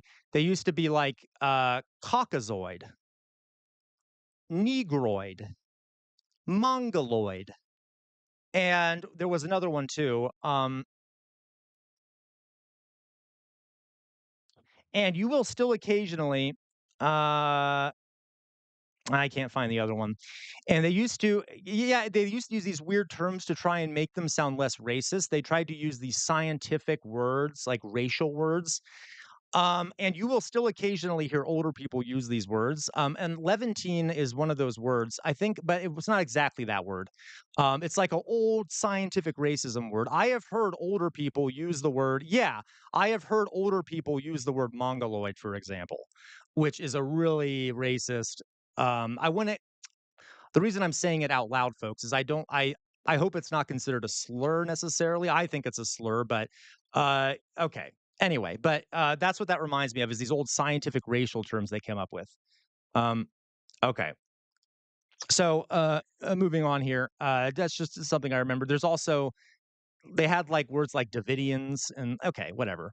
Um, I have not mania. You should. I have not. I like you a lot, but we are a community for traditional European values, and part of that is Freakazoid, right? heteronormativity, ordinary nuclear families. Notice, okay, guys, remember when we looked at all those not that Nazi art and how gay it all was? And I'm saying that as a gay man. Okay, I am not being homophobic here. I'm just saying all that Nazi art we looked at was extremely homoerotic, wasn't it? Yeah, please go ahead, Maniacuck. If you can, Maniacuck, I don't know if I'll be able to see it unless you send it on Twitch. Well, maybe if you just put the okay, well, just you can just try it. So, uh, they what was I saying? They have all that like homoerotic stuff. Well, isn't it funny how he's like he has to point out, oh no, heteronormativity. It's heteronormative. No, don't worry, no gay stuff here. Heteronormative. Okay, calm down. Like, calm down. Hey, I'm just joking, Pancake, but like, calm down. It's like we get it. It's like it's we get it. You're heterosexual. I don't know why you feel the need to scream at us that it's you're having a heteronormative community. I think we would assume that. Kind of weird that you feel specifically the need to like emphasize constantly that you're straight.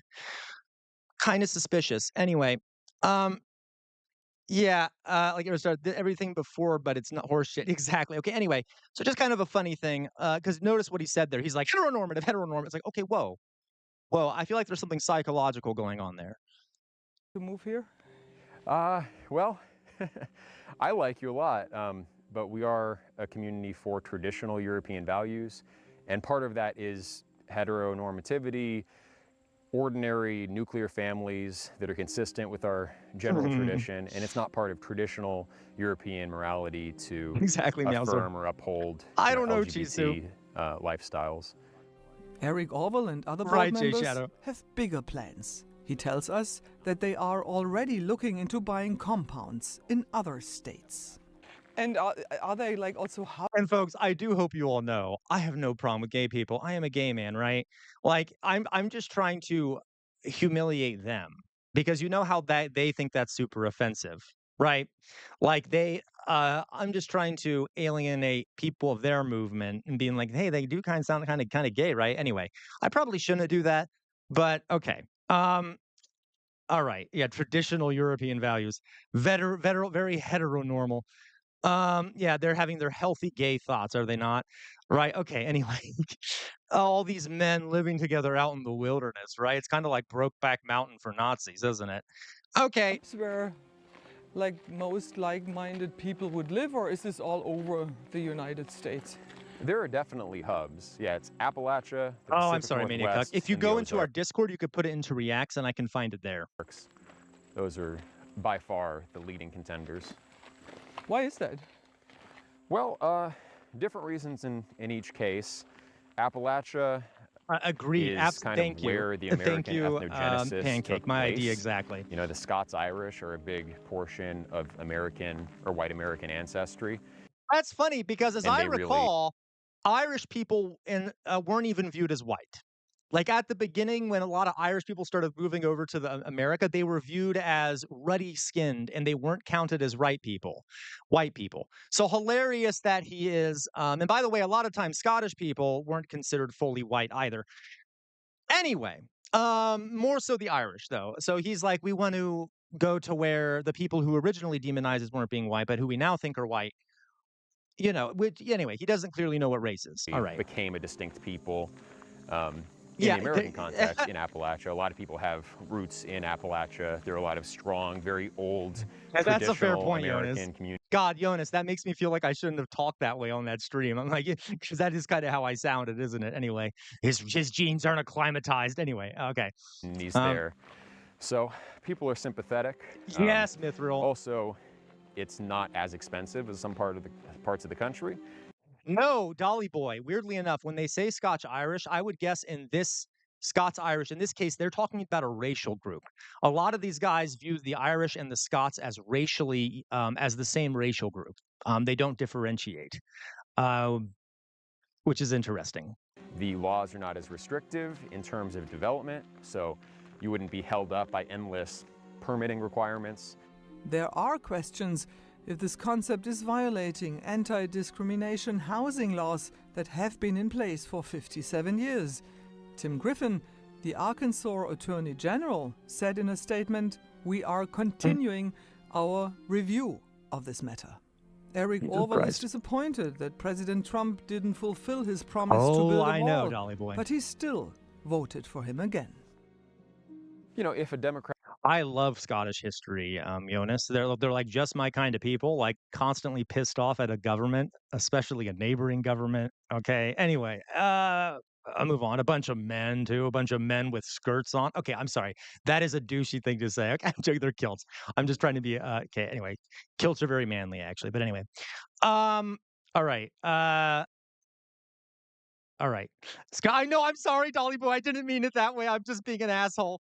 It is I'm sorry, kilts, kilts. I was just trying to make a gay joke about how much I like the Scots. Okay, forgive me. They're kilts. Okay. Uh, oh my God. All right. Anyway, moving on. Yeah, Jester After Dark. I'm sorry, Outer Signal. Sorry, I'll save that for Jester After Dark. Anyway, moving on. Let's continue. had won, we probably would not have been. Dolly Boy, you missed it. On After Dark yesterday, I talked about how I used to play the bagpipes, and that's not a joke. I literally used to play the bagpipes, okay? As direct about There you go. our aims for there our you go, Jonas. association, we would have been more low-key. But right now, there is a chance that Trump's DOJ might rule in our favor. Most Americans believe that on private land, we should be allowed to associate however we want. It's not the government's job to tell us. Oh, I know, Jonas. I've actually worn them before. I haven't worn the Somali things. I've worn a kilt before.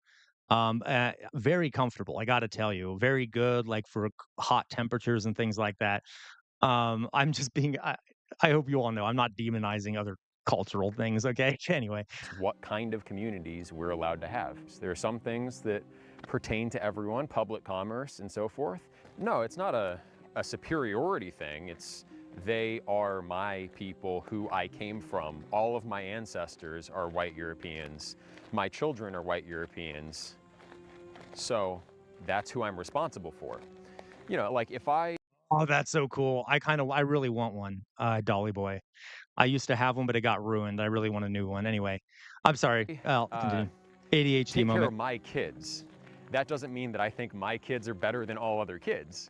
It means I think I have a special moral obligation absolutely, to Jonas. take care of what is pertinent to me, my household, my kids. And your race, your people, that is an extension from your family. This is so weird. This language is weird. Okay. This building is to become the community center with a little stage also for the children living on the compound to perform. Oh, how lovely. All of them are homeschooled.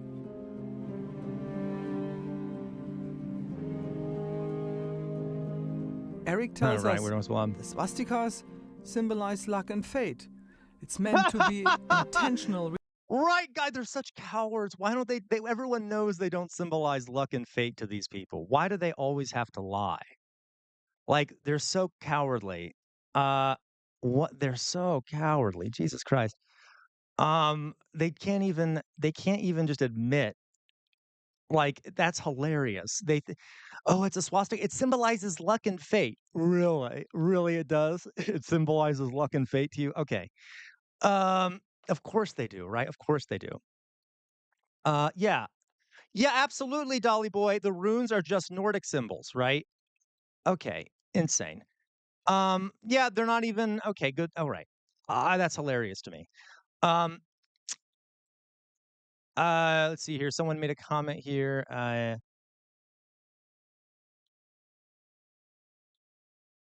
Okay, guys, embrace your. Let's go on here. Yeah. Rejection of the modern system of social taboos is his explanation.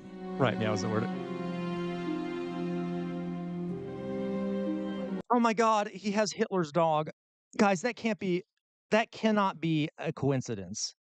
That's a German Shepherd, I believe, right? And Hitler had a German Shepherd, and white supremacists seem to love German Shepherds. This is okay. I'm sorry. Oh my God. Hilarious. Hilarious. Okay. He is, oh my God. He's trying so hard. Um, okay. This is like, yeah. Yeah. What does that say about our police, Jonas? Okay. Anyway. All right. The vast, vast majority of people that came to the United States were Europeans from Europe. And that changed Very LARPy. specifically in like the 1960s with the Hart-Celler Immigration Act and a number of other laws since then. And all of a sudden, the number of immigrants from non-European countries changed. I have heard that said a lot before, and I believe they do teach it in school because they taught it to me in school, that America was started There you go, as a big Jay Shadow. melting pot experiment. But when you look at the demographics of the country before the 1950s, that's not really true. Many enslaved people were brought over here as well, of course. You don't want that. By the way, Mayflower, actually my family came over. One member of my family came over on the Mayflower too, so I get that. I do. Anyway, I don't. I always am embarrassed about that though, of course, because I know what they did once they got here. But anyway, okay. From my life, I know. He's almost a parody of a Nazi. It's so try hard, right? It's so try hard. Oh my God. Them to live here on your land. Well, it's pretty normal that if you own land, you don't want random people to come and live on it. It is, Dolly boy. So yes. But they would not be allowed to apply to live here, right? Well, they could live anywhere around here that they wanted to. This is it's Just not property that I here. own, and I get to say who comes on it and who doesn't. It's true that there's a lot of people that I wouldn't allow to come live on it, and that's part of the rights of. Hey guys, progress. He's at least calling them people, right? He's at least calling them people. I mean, hey, you get what you can, right? I'm joking, okay? Being a private property owner. Less than 30 minutes by car away is the Eddie May Heron Center, a museum which is dedicated to keep the memory of slavery and segregation alive. I was a student here.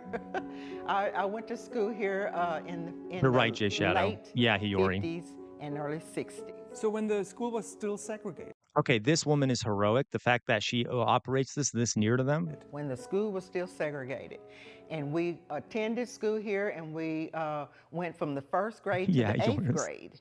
And we had little friends that we played together every day, playing ball, jump rope, all the activities. But there was a certain point that you had to stop, that, like, such as going to school together, going to church together. Of course, you Elliot. couldn't go to a restaurant and sit down and eat. Okay, this is going to sound weird. This is kind of a spicy take here, but something that a lot of white people don't think about. Okay, how do I phrase it this way? Obviously, segregation super oppressive. Same thing with miscegnation, right? I mean, the idea of you can't marry or have a relationship with a black person. Obviously, these laws were meant to subjugate and separate black people. By the way, in a weird way, this was also a regulation on white people. Okay? Think about it. Imagine you are a white man and you fall madly in love with the black woman who operates the store down the street. Sorry, you're not going to be able to raise a family with her, right? What if you're, what if you're a white woman who, um, falls in love with a black man? Sorry, he can't offer you his hand in marriage. You guys are going to have to live apart. Better not get caught kissing. You see what I mean? It's just something weird to think about. I mean, obviously, guys, this is about oppressing black people, but a lot of times people don't realize that for those who think wouldn't have affected them, like it also limits the freedom of white people to some extent. It's like it oppresses I mean, obviously, massively oppresses black people, but it's not perfect either for white people, unless, of course, you're a raging racist and you like that sort of thing. You see what I mean? Okay, just it was just a thought I had a while back. Like it regulates, also prevents you from getting into a relationship with someone you love if you're white. See what I mean? Okay. You had to go to the back door. You had to order your food and take it to go. These are the students, some of the students that attended school here. These are some of our classmates. Oh, mania! I did a presentation on that. Yeah, Hitler. I did a whole presentation on Hitler's ideology being inspired by the Wild West and American Manifest Destiny and their desire to push out the natives. Also, some of the racial laws and eugenics laws that were passed in Nazi Germany were literally copied exactly, almost word for word from American law books. And Hitler himself was a big fan of westerns. I've actually talked about that on stream. I did a whole presentation on it. Do you all remember that? That was an interest. I like that one. Anyway, um, okay, Meowzord. No there's no authority to hold these people accountable. You can't confront them meaningfully. Their parent might whip their ass as a child, but you can't do that as an adult. You've just perfected how to snake it out of it. Yeah, just Trump. Are you wearing Hitler's literal skin suit as a coat? It was on sale, and I like deals. Oh my God, you're so right, Meowzord. You're so right. I never thought of that. Okay. And of course, like I said, my maiden name was Finley, and thank goodness for time. I think this building here, we are so proud that we had the opportunity to preserve it, to tell this history, because this history will be lost if we don't tell it. You know, like taking books off the shelves and saying, you know, we don't want to. Interesting. So, guys, oh God, this sounds so bad. Those are things that takes you This back. this sounds really bad of me. I'm gonna skip some of what she has to say. I fear I know. that one day we will be back. How do you Yeah. feel? Forgive me. I know. I'm silencing the black woman, I guess, just because I don't want to get copyrighted. But I mainly wanted us to see what that one guy was saying here. Um, yeah, absolutely, Jonas. Okay, so we're just gonna stop there. But that's pretty cringe, right? That's pretty cringe. Mayflower kid, be quiet, okay? Uh, um, that's pretty cringe that they're trying to start that community, right? Pretty cringe. All right, guys, let's chat for a second. Let us chat for a second. Um, all right. So I wanted to chat with all of you. I wanted to get your opinion on something here. Maybe we'll watch a little bit of necessary conversation after this. Put up my face. Hello. Okay, guys. So oh yeah, Jonas, don't get me started on the Disney Pocahontas movie either. Yeah. The Disney Pocahontas movie, that makes me want to. Don't you love the song? If anyone's seen the Disney Pocahontas movie, and there's that song called "Savages," where they're just like ranting, they're like accusing, like the white people are accusing the natives of being inhuman savages, and then the natives are accusing the white people of being inhuman savages. And the whole point of the song is to say both sides were bad. Both sides were judging each other harshly. They just needed to view each other as human. I feel like that's false equivalence. I feel like that is not the way to look at that situation. Feel like one side was a bit worse, a bit worse.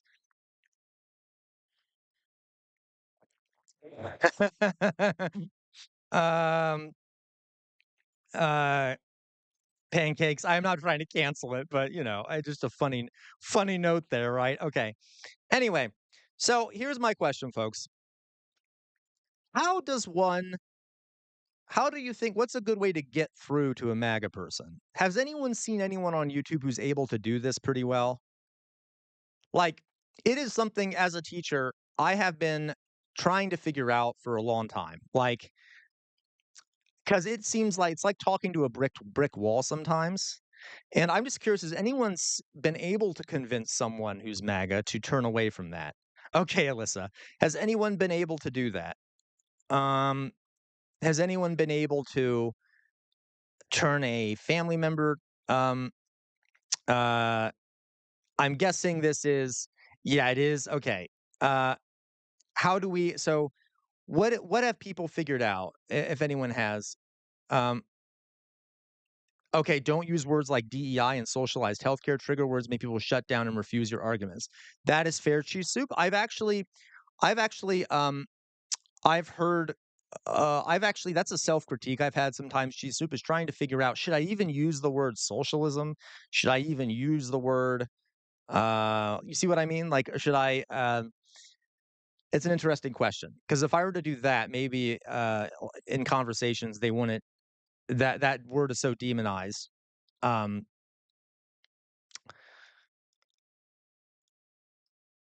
Oh, that's fair, Macy. So, like, writing a use definitions, not the word. That is fair. Child support for the embryo. Interesting, Mayflower. Okay. Oh, that's a good way of framing it. Okay. Who's that dude that defends eight KKK members and changes their views? His method must work in these cases. Oh, that's a good point. We should take a look at that, Sir Bartholomew. Um, with my pop, and he kept. All right. Oh my God. Um, the G word. Wait. The what? And kept oh my god, that's insane, Maniac. I've experienced that too somewhat, but Jesus Christ. Okay, yeah, okay, thank you, Skittish Kitten. Because, okay, I have found I've had success once. I had success once with a MAGA person, but this is how it worked. And when I was sorry, one of my bells fell off, and it's gonna drive me crazy. I'm nothing without my bells on my hat, which have already mostly fallen off or been snapped off anyway. But my OCD won't allow me to lose this bell. I don't really have OCD, but I do have a desire to find this bell. Okay, so maybe you all can hear me while I'm looking for it. I had success once. What I have found as a teacher, if someone's mind is sort of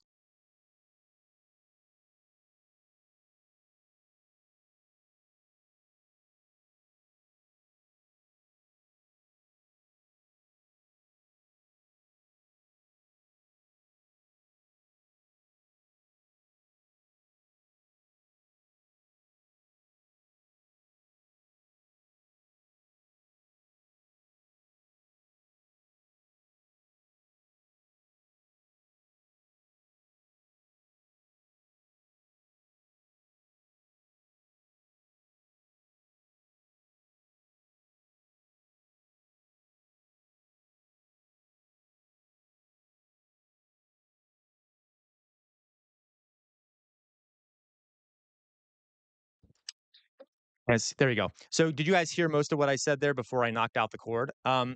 Like if you set a Oh, really? It muted the whole time? Okay, that's fine. My mistake. Okay, I'll say it again. So I have found that one thing you can do that can change people's mind is if you plant a seed in their head about something core to their values and then let them come to the right conclusions themselves. I've had success once with an adult who was MAGA, only once. Most of the time fail miserably, but only once have I had success. Now, I could have much more success with teenagers, but basically what you do, right, is you plant a seed, like you ask them about whether their core values are. And then once they start actually thinking about what their core values are, they might come to realize and start realizing over time, wait a minute, these don't match up with my core values. The things I'm saying don't match up with my core values. But that, of course, requires that they have good core values, um, and that they're willing to even think of those things. So I'm just curious because it is such an interesting thing. Preload the conversation with how you will rate the conversation and your objective. My goal is to have you understand my point, and on a scale of 1 to 5, we'll deem this a successful conversation if we one understand each other's points. Um, Two, can argue clearly on agreed sources and get that is a good. That's a very Meowsword, you should be a teacher. That it looks like you went to teaching school. That's exactly how you structure a lesson. You have achievable goals with obvious stated goals that are measurable. Very good. Um, okay, okay. Let me see here. That's massive lie. He never did. Uh, forgive me.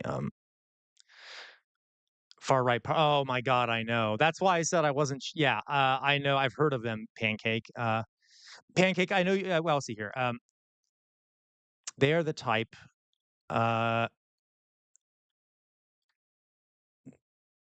so forgive me. I'm trying to find here. All right, they are the type that will tell you that living under socialism was great because people were closer together, but is willing to vote for the biggest Hitlerite that's available. In my experience, the best way to talk with a right-wing MAGA person is by killing all academic words in your vocabulary. Okay. No, that is an excellent idea. Maybe I need to be um that maybe okay. Let me go here. That I because that's one critique I have had of myself. I could use less intelligent, not intelligent. I could use less scary language. I could put it that way. Um, okay, that's a fair point. That's a fair point. Thinking of one situation, the person was really upset about a series of things, and it was like 100%. I've noticed that and thought about. Oh, that's really interesting. So basically, human connection, Macy. That would be a good way to do it too. That's interesting. Um, oh my God, I know, Mania. Don't even get me started on the hate LGBTQ people crap. I'm like, oh yeah, I'm sure, sure, right. First of all, if we say that they hate LGBT people, I'm not convinced they do. But if we say that, then I'm sure that excuses massacring children and things like that, right? Anyway, it's insane. But yeah, no, you're totally right, Mania Cuck. It is insane that they say that. Uh, all right. Let me see what else we got here. I'm sorry, but I'm very curious what you say. Um, okay, he's far as he can be. Someone copy paste those on the doc. Okay, problem. You can't logic the illogical out of a belief made. Oh, thank you, Macy. Yeah, that worked. Yeah, I know, right? He leans left in the chair before his career. When I was a kid, I was really super far left. So, when I was a kid, I was super far left. Super far left. So I pulled all my friends back then to now be like socialists and stuff, even the ones who were, oh, amazing, weirdamorphous blob. Okay. What I have come to find is the greatest and most effective and successful weapon that we can use known to man to combat such adversaries, ignorance, racism, hatred, violence, is also the least expensive weapon and the one that is the least used. Okay, that's fair, Sir Bartholomew. Okay, sure, Alyssa, we'll do that. That's fair, Jonas. Yeah, interesting, Meowzord. Um, hey, Mania, you didn't, I didn't say it, but if you did, Gay Mania, okay, just kidding. Okay, so real fast, thank you all for your input. Like when I was a teacher, I combated racism, bigotry, things like that. But it's like it seems like, and I told you before, one of the core tenets of fascist thinking is, the world is however I view it to be. Rationality doesn't matter. Facts don't matter. All that matters is my view of the world. And whatever my view of the world is, that is what creates reality, right? That is classic fascist thinking. And it makes it very hard to argue against, which is why I've said before, fascism is often best defeated by a great amount of suffering. I know that sounds horrible, but now there might be other ways to fight it, but the best way to fight it, if it's already established in a society, is for those people to suddenly suffer terribly in some way. Am I saying we should do it to them? No, I'm just saying, like, if you, like, for example, Germany, Japan, Italy were bombed to hell. And it made it very quickly obvious to them that, oh, wait, this isn't working very well for us. Maybe Hitler was wrong. Okay. You see what I mean? Um, but that is only one example historically, and haven't been many examples. So um, it'd be nice if there was another way to do this. I've always said like massive economic changes, but like the problem too, if you want to like change the economic system, but everyone's a fascist, it's not going to work. It's not going to happen, right? So it's really hard anyway. Um, yeah, exactly, Fox Emblem, exactly. So it's interesting. I want to find a non-mass suffering way because if they suffer, then all of us will be suffering too. Because if the economy collapses, which it'll happen, it's capitalism, or whatever. Okay. Okay. Let's see here. They rely on a logical fact. You're right, Hiyori. Okay, you know what, guys? True, Macy. So what I'm going to do, folks, I would like to. I'm going to look at what Alyssa sent here. Uh, yep, Meowsort. So now, guys, as you guys know, um, I Uh, yeah, but I will say this: you guys know that there are certain things I cannot say on stream, right? There are certain things I cannot legally say to you on stream. I will say this: any revolutionary movement in the past has always required a successful revolutionary movement. Okay, has required parallel institutions, organizations that structure the revolution, add order to it, and lead it. Okay, because if you just have a bunch of willy-nilly violence and chaos, nothing's going to change. It's just going to cause problems. So, I'm just saying, in case other things don't end up working or whatever, you know, mm, might want to make plans. Anyway, so some sort of, uh, you see what I mean? Okay. But so yeah, it might be if things can't be changed, there might be like in case things get bad. So the reason I'm talking about this is because someone mentioned it to me in chat here. Okay. And okay, I'm not going to say more, but maybe on Discord we can talk about it sometime. All right. Because right now there's no organization, if you know what I mean. So right now, if something like that were to happen in a theoretical situation where some sort of a revolution were to break out, okay, in like some theoretical state. By the way, for those watching me out there, I literally took a class in grad school called How to Stage a Revolution. So we're talking academically here. If you look at past revolutions, they're not going to work unless you have some sort of massive unified uh, um, revolutionary body that controls it. Okay, like it just won't work otherwise. I can promise you that. If you're disorganized, it won't work. So I will say, people who call for that without anything being advanced, like in any situation, you're gonna need. That's not gonna work out. So anyway, moving on. Moving on. Not to get in a case of emergency break glass. Yeah, totally. Okay. Oh, hey, I'm not. That's just all I'll say on that note. We can talk about it more some other time. Um, okay. We can talk about that perhaps on Discord. But again, just for the sake of historical revolutions have always failed unless there's been some massive organization. Basically, parallel government bodies. Okay. Um, yeah, there you go, Fox Emblem. Okay. Mania. Shh, don't say it, Mania. Anyway, I'm just kidding. All right. So guys, uh no, I know Meowzord. I sorry, you reminded me of something. I know you forgive me, Meowzord. Okay, you sparked in my brain something. All right, guys. So, moving on. There is a um I saw someone else make a comment. Oh yeah, I wanted to find what Alyssa sent. Alyssa, you sent me something for us to look at. Um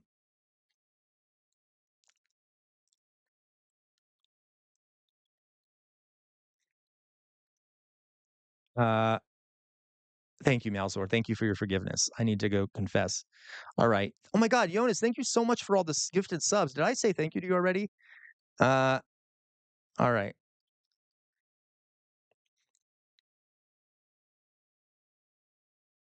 Thank you so much in your groove. Here's why your friends By and the way, in your groove, I haven't uploaded it yet, but I will. Okay.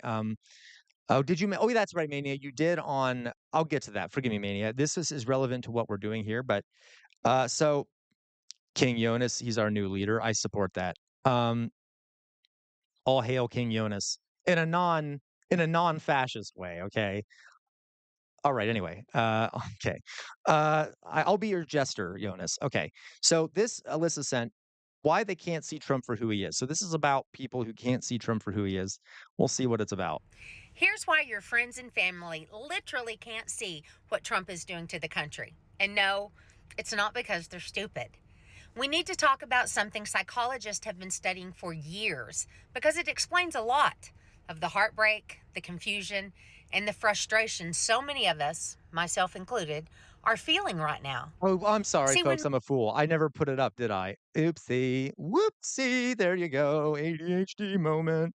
I don't have any I don't have any free will, so that was a mistake. I can't help it. Okay, here we go. Yeah, there we go. My mistake, folks. Here we go. I'm going to start it over.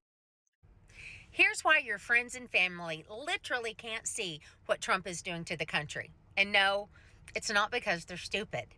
We need to talk about something psychologists have been studying for years because it explains a lot of the heartbreak, the confusion, and the frustration so Cognitive, cognitive dissonance. What? many of us, myself included, are feeling right now.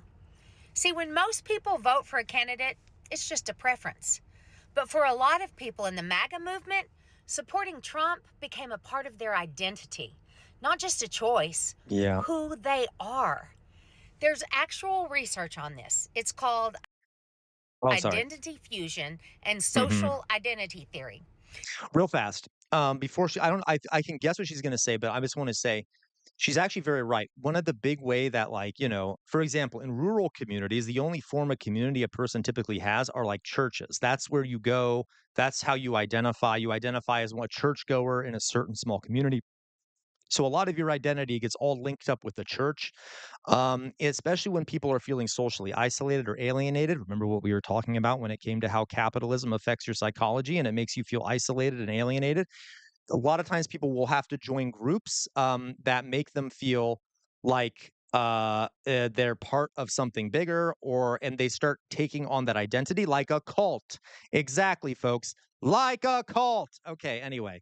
Um, In simple terms, when a political leader becomes tied to your sense of self, any threat to that leader feels like a threat to you.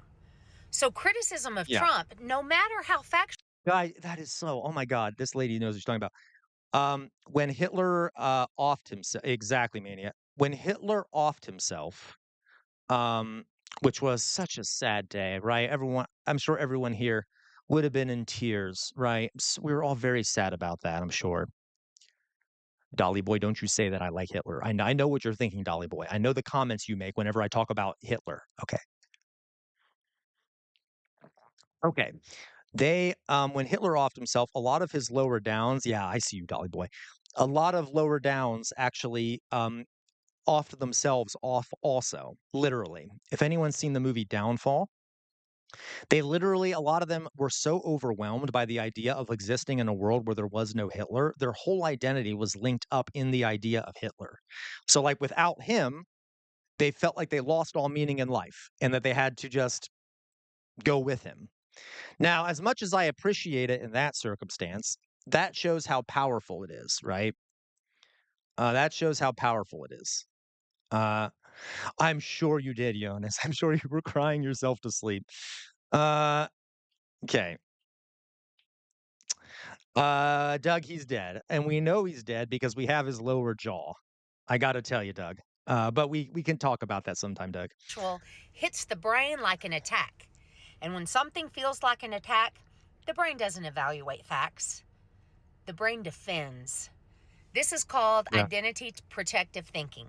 People will Interesting. dismiss evidence, twist information, or blame someone else, not because they're malicious, but because accepting the truth would mean admitting I was wrong about who I am. And psychologically, that feels like falling off a cliff for them. Now, there are Mayflower those kid. who follow Trump who enjoy the cruelty. Okay, I know that. But for many, supporting Trump wasn't about that. It gave them community, belonging, and meaning. Mania, that's actually a fair point. We know, so like the documents actually show that, some of them may have done it because they didn't want to stand trial, but a lot of them literally were so depressed when they found out that Hitler died that they committed suicide. We have lots of documents about it, but there were some that didn't want to stand trial. That's very true. At a time that they felt ignored and powerless. Letting go of him feels like losing their tribe. Jisoo. It feels like losing themselves. So when you're wondering, why can't my otherwise good friends and family see what's happening? It's because their mind isn't protecting Outer signal. Trump. It's protecting their identity. This doesn't excuse the harm, but it explains the wall we all keep hitting. And here's the hardest part. Facts alone won't break Doug, that's hilarious, although I won't say it out loud, okay? That is hilarious. You made me laugh, Doug. through the identity shield. Compassion sometimes does. And I know that's hard. But right now, that's really the best tool we have. Not agreement, just connection. Because Yeah. people step out of identity based thinking when they no longer feel threatened. Yep. So if you're grieving relationships Yep. right now, Oh. Yeah, I'm sorry. I'm pausing it first this is a good time to pause it, not really because I feel emotional like she does, but because I need to avoid copyright, and I thought I could feign like, "Oh, I'm pausing it because 'cause I'm sad too." I mean, I probably am sad too if I think about it too much. Um, Maniac Hook, I've said on stream multiple times that I would love to have a guillotine tattoo. Anyway, um, uh, you're not alone and I you're bless not their heart. crazy. This is a Mhm, real documented psychological phenomenon, and mhm. millions of family, mine included, are Yeah, no, I really do feel for her, by the way. I don't mean to downplay it. living through it. It's hard to think of showing compassion when someone is supporting something that Yeah, like imagine, let's say, like I don't know, like Sir Bartholomew, who I know is out there right now, and we all know Sir Bartholomew, not a big fan of Nazis. Like imagine if Sir Bartholomew found out that like he had a child that was like a raging Nazi, and that he couldn't pull him out of that. Like that'd be pretty. I mean, many of you, if you found out your kid was like a Nazi or something, that'd be very emotionally rending, wouldn't it? Okay. Okay. to us so clearly is so awful. But if we can find some common ground, not political, something to show compassion, we might be able to help them tear down that wall that they've built. Go love your neighbor. Okay, that's interesting. Yeah, that is true. It like becomes an attack on your identity. Very much so. I'm sorry, you guys. I'm seeing people here, and seeing some comments here. What do we got here? Boop boop boop boo.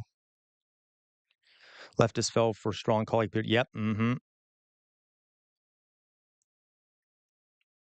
Uh, oh God, sorry guys. Let me read all these comments. We got da, da, da, da, da, accepting the truth of psychological death and fear. Da, da, da, da. Why can't I see? Yeah, they de-radical. Yeah, they do. De-radicalization. Um,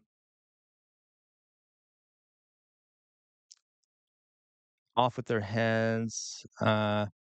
Hiyori, I'm a historian, so I just like the French Revolution. I like the image of the guillotine. I think it's really interesting history in my opinion. Um, I also do think, folks, maybe this makes me an asshole. I think the elite should be afraid of us rather than us being afraid of them.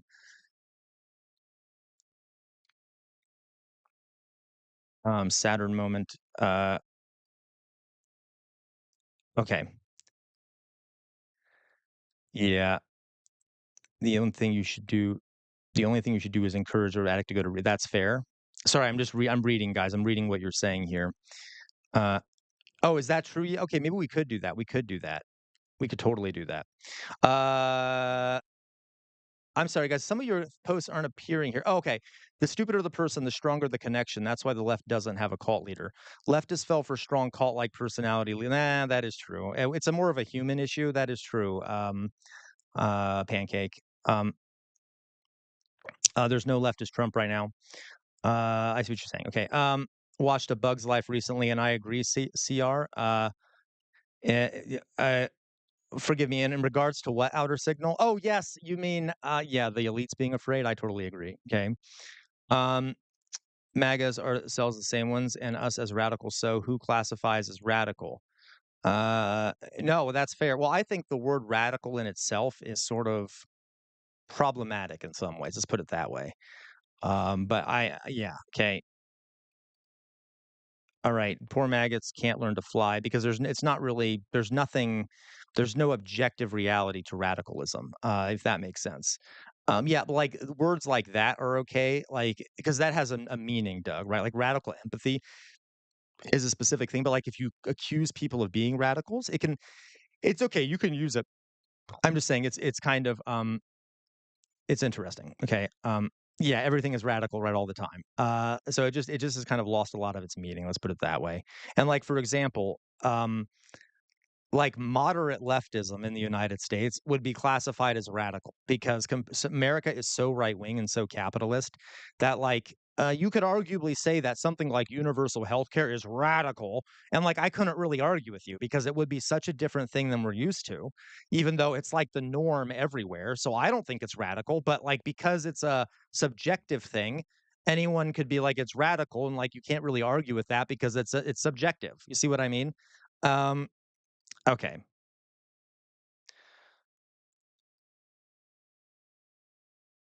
Yep. Totally outer signal. Totally outer signal. Okay. Yeah, exactly. Yeah, that's exactly my point. All right. Um, so let me go here to, I'm going to go to, Discord here. You mentioned that clip, Jonas, is in the reactions about, let's see what this is.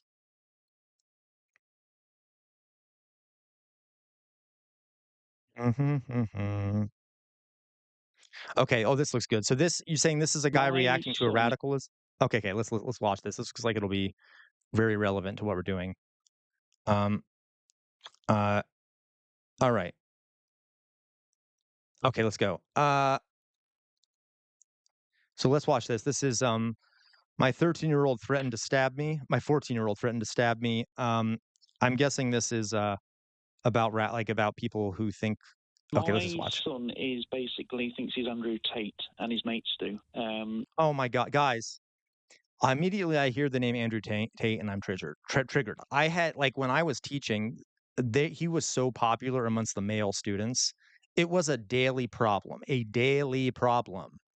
Like the vitriolic misogyny and shit that would be said out. It got to the point, and I've heard, and now this never happened in my classroom, but in other classrooms, it got to the point where teachers wouldn't even really do anything to enforce it, like to stop the language because it was so common and it happened all the time that a lot of teachers basically gave up and kind of just laughed it off, which was infuriating to me.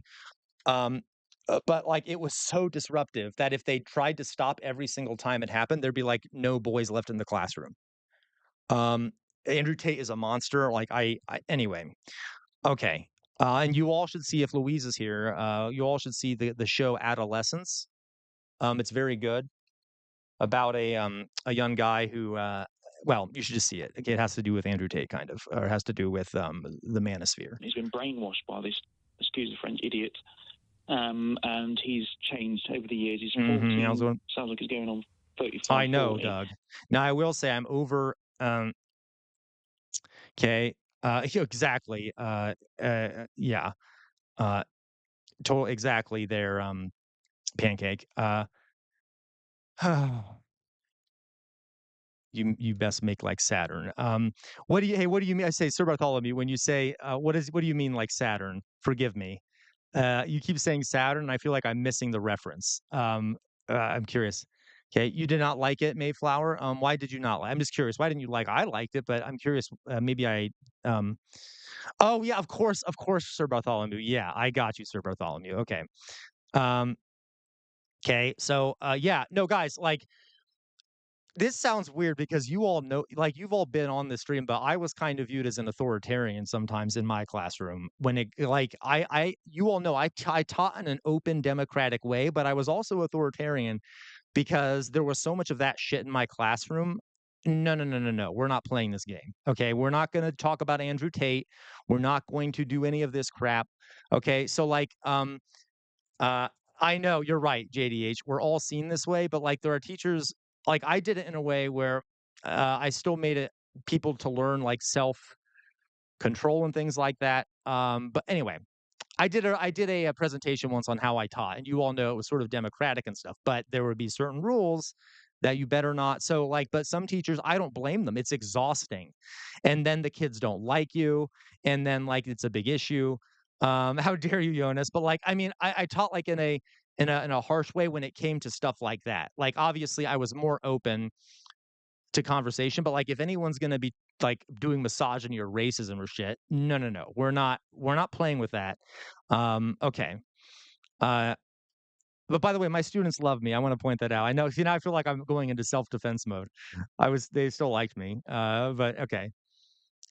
Yeah, I know. It's terrifying, Hiyori. Meowzord, how dare you, Jonas God. You're just like Dolly Boy accusing me of being Mussolini. Okay, my favorite part about Alpha Dog Andrew Tate is that when he was building his cam girl empire, he was the one sexting with men. Yep, me too, Meowzord. No one ever talks about that, do they? Um, Mayflower Kid, you should look up Andrew Tate. And he's Or maybe just don't. causing me and his mother so much problems. He's ordering stuff off the internet. I think he's ordering knives and stuff. It's going that far. He's ordering weapons, your 14-year-old. Yeah, and the thing is, I don't know when to take him serious because he says he's using it as like trophies and stuff, like his mates and his dad's parents have got it. I've told him to. I've grounded him to. Okay, that guy's reaction is like my reaction. Ooh. Yeah, because okay, well, I'm kind of curious. I don't want to parent blame here. We'll see what he has to Stay say. in. He said if I stay in again, he's going to, everything stab me in the forehead, basically.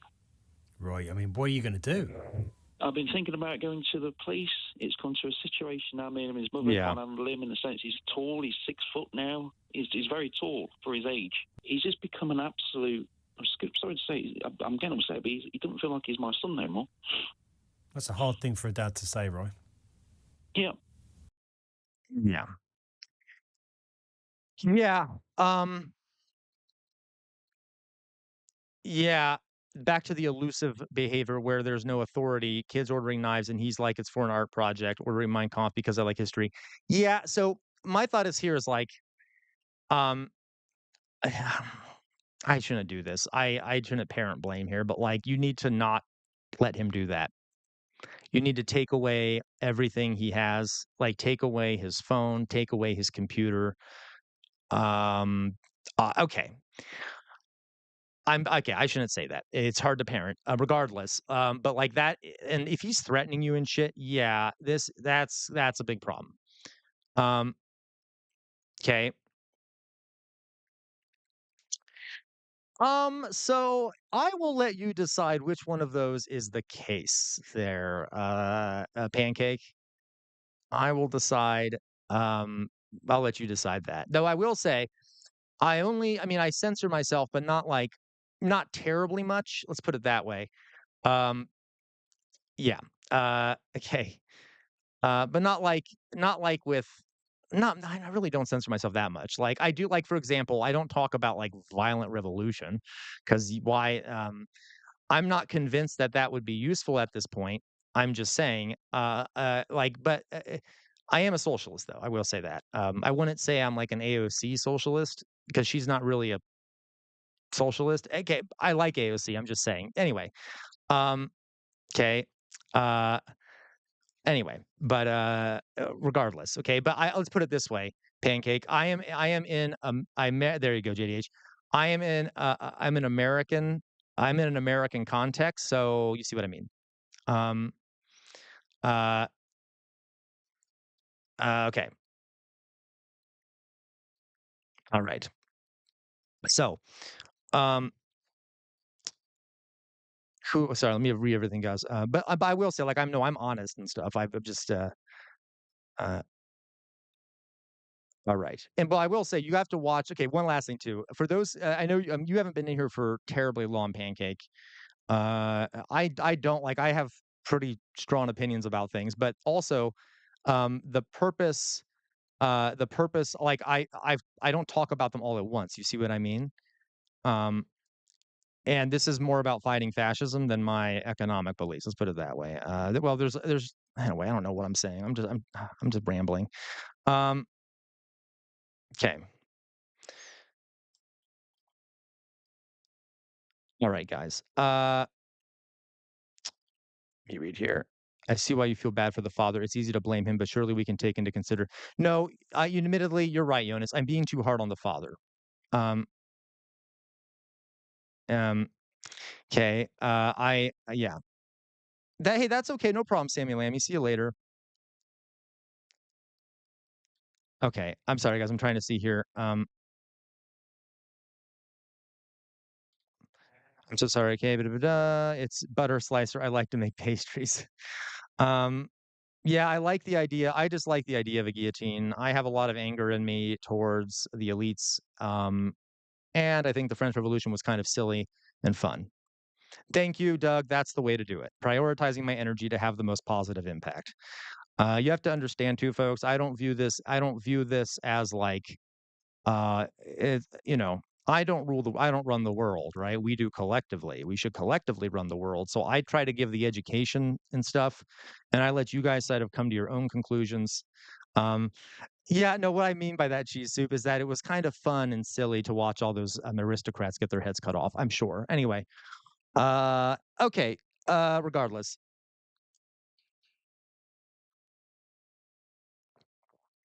All right. Um, there you go. Okay. Okay. Gotta go to the take the little Mauser juniors. Oh, that's cute. All right, you guys. It was fun and silly and too. No, I know. That's why I'm saying I'm not like you guys, you have to see, I did a whole presentation on the French Revolution. I am not defending the Great Terror. It got way out of hand, right? Like, and mass numbers of people were killed. But the symbol of the guillotine is a symbol of like fighting back against the elites, right? Um, okay. If you know what I mean. Okay, I got you, Dolly Boy. All right, guy. I don't know why. God, I'm just like rambling now. Okay. Uh, oh no, that's okay. It's okay. Pancake. All right, guys. I'm just rambling now. Okay, guys. So, blah, blah, blah, blah, blah, blah, blah, blah. Mm, mm, mm, mm. Yeah, and that's the thing, guys. If you want like a fair, that's what socialism is. It's the next economic system, right? It's a non-capitalist economic structure. Uh, I do know the Frankfurt School. Well, I can't really tell you that. I actually went to I can't say that. That's personal information. I went to a school where well, never mind. Yes, I know a lot about the Frankfurt School. Let's talk about that way. Uh, okay.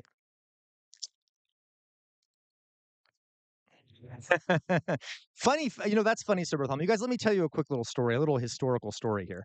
I know I suddenly stopped talking. I just need a little break. My tooth was kind of aching a bit there. My mouth was kind of aching. So, a fun story here. How dare you, cheese soup? Fun story here. I put up my face. So, executioners. Um, oh, speaking of executioners, right? Uh, where the hell's my face? There it is. Okay. So back in the Middle Ages, executioners were like uh where what's the sign here? Executioners would travel. So they would literally travel from town to town, and a town would hold the people they wanted to execute, like in a jail or like a holding cell, until um, uh, until the executioner came to their town. Then they would pay the executioner for every person that they wanted beheaded, and depending on how much you paid, um, and depending how much you paid the executioner would sort of determine how well the executioner did the executioning, right? So like if you didn't really pay him as much as he was asking for, he might not fully sharpen the blade, okay? He might take more than one hit to do his job, if you know what I mean, okay? And it also, rather shockingly, this is called toxic incentives, right? Surprisingly, kind of Mayflower Kid. Surprisingly, oftentimes when an executioner would show up to a town, there would suddenly be like this massive witch hunt that would break out, or like suddenly a bunch of people would start getting arrested. And who would have thought that the executioners had sort of a incentive to rile up the people in the town against their neighbors and try and get more people thrown in prison while they were there so that they could make more money being paid to cut off people's heads. Okay. I actually knew a professor who that's like was his whole dissertation was like the monetary incentives of being an executioner, and how like these executioners would like sometimes kind of stir up stuff in a town. And by the way, but it was considered like a dirty job, like a dishonorable job. That's why they would oftentimes hide their faces. Um, you see what I mean? Fake news, right? Remember with all of you, but isn't that kind of funny how these executioners would go along? Um, okay. All right. All right. Just a fun little side story there. All right, you guys. So next thing here, what time is it? We got 3:23. So let me go back here. Another thing I thought we could watch a little bit of. Um, my brain for some reason is dying all of a sudden, but oh, what's that? Something's happening. What's that? Oh God. Okay, guys, real fast. Real fast. Please don't hate me. We won't do it for long. Our country. There's never been, Scott, would you say that's right? There's never anything like the investments coming into America. So this is a record year. Record year. Do you support the Paramount deal, sir? On healthcare, Mr. President, 22 million One second, where's my Americans face? are expected to see their healthcare insurance So forgive me, premiums start folks. to rise I did. Let's by just the quickly. beginning of I'm sorry. I'm not next trying to year. traumatize anyone. But let's just quickly see what's being said here. This is live. Expiring. Are you going to do Because anything? Obamacare is so bad. What is the Republican plan? Are you going to let that happen on your watch? What I'm going to do is, if the Democrats go along with it, which they don't want to because they want to make the insurance companies very rich, okay? I want the money to be paid to the people to go out and buy their own health care instead of paying to the insurance companies, their stock has gone up 1,700% in a short period of time. Did you know that? 1,700. You wish your corn went up, right? But the insurance companies' stock has gone up by 1,700%, 1,800%. They're taking in trillions of. Oh, real fast. In Your Groove said it's all fun and games until your own head gets cut off. Oh, I know In Your Groove. Trust me. I am not promoting a great terror style thing. Okay. I'm just saying I like the symbol of the guillotine, right? The idea of, the disenfranchised and the impoverished, frightening the wealthy, okay, and things like that. And I know much about the French Revolution. It got out of hand. I mean, even the guy that invented the guillotine got his head cut off. The leader of it. Okay. I don't want to pay the insurance companies anything, and I know a lot of them, but they're owned by the Democrats, and the Democrats have.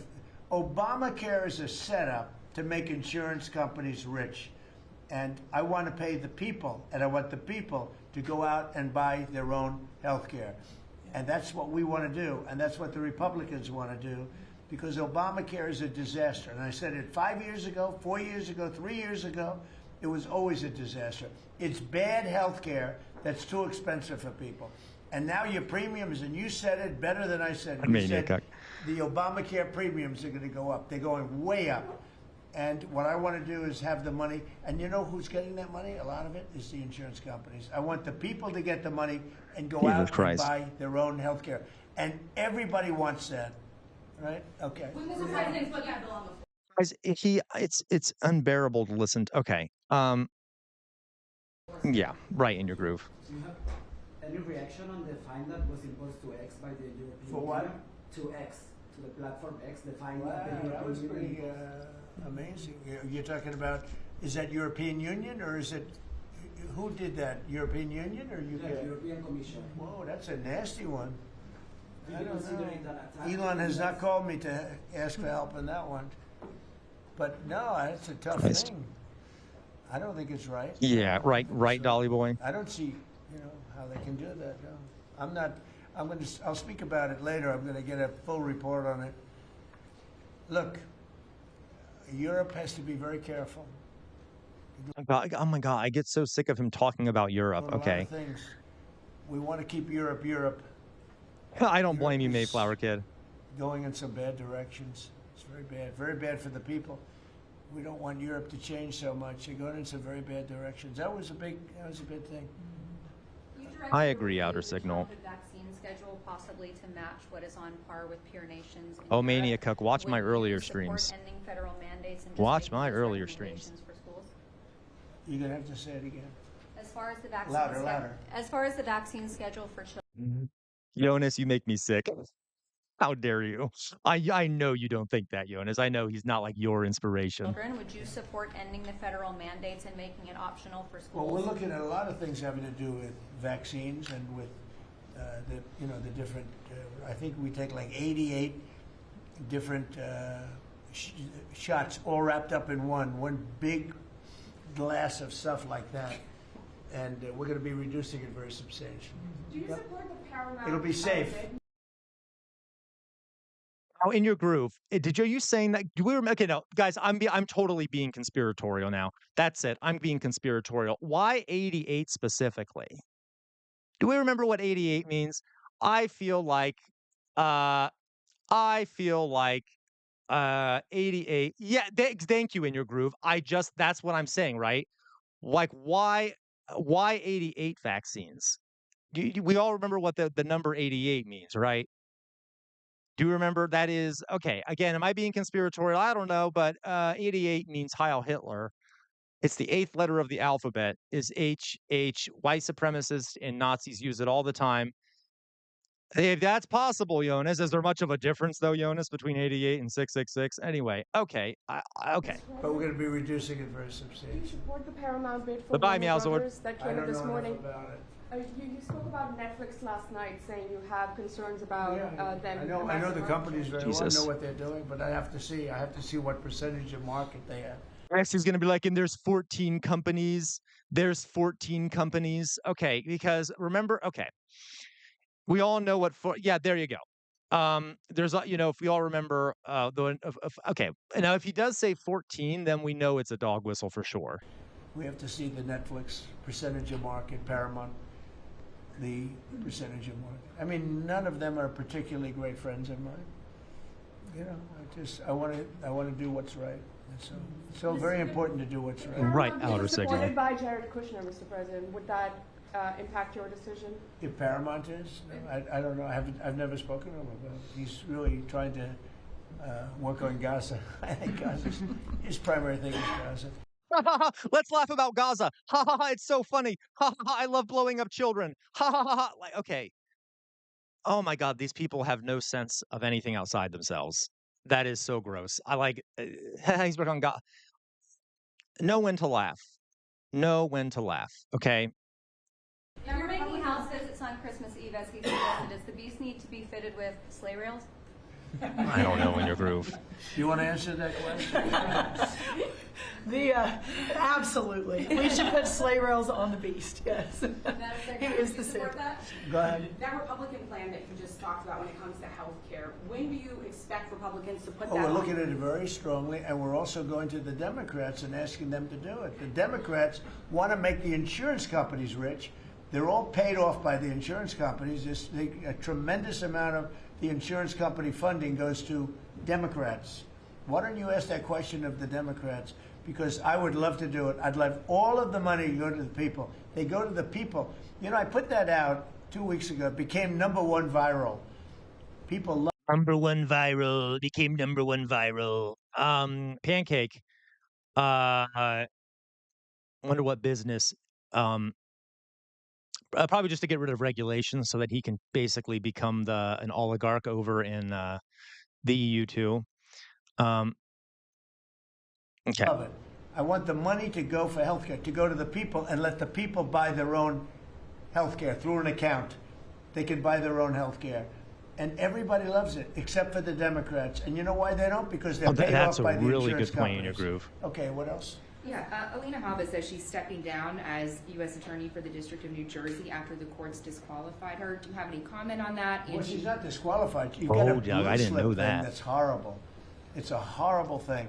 It makes it impossible to appoint a judge or a U.S. attorney. Now, okay, And it's a okay, shame. Doug, When it came time, Republicans I'm should sorry, be ashamed of themselves. Guys, I'm going to pause this real fast. Doug, I did not know about this. Look at this, guys. Do we see what I see here? Okay. I know I'm not trying to be conspiratorial. I'm just saying, was it perhaps on purpose that he named the quote unquote anti-Semitism, which by the way is really just anti-Gaza. Um, okay, it basically is anti-Gaza. It's not really about anti-Semitism or okay, pro-Israel stuff. I didn't know about this. Okay, forgive me. I'm very slow, okay? Like that he actually named the order 1488, 14188. Like I didn't even okay. Oh my god. Oh Jesus. Okay, I'm sorry, but isn't that super symbolic of like anything that's like pro-Israel? It's kind of like all kind of 1488 in the background because Zionist Jews, excuse me, Zionist Israelis are basically Nazis. So anyway, I guess it could be symbolic on anyway, right? All right. Okay. Jesus Christ. All right. We'll continue. That they allow this to go on because I can't appoint a U.S. attorney that's not a Democrat because they put a block on it. So if you appoint in Virginia or in New Jersey or in California a U.S. attorney or a judge, I mean, a judge situation is ridiculous. The only people that you can get by are Democrats because they will put a hold on it. If I put up George Washington and Abraham Lincoln to be U.S. attorney in New Jersey or to be U.S. attorney. Well, I'd hope everyone would say no, since George Washington would be breaking the law as a slave owner. And I definitely wouldn't want any black people in the room when he was brought into the presidency. He'd probably be like, why are they in here? Get them out, Okay. All right. In Virginia, we have Democrat senators. They will not approve them. And this is a gentleman's agreement that's lasted for too long.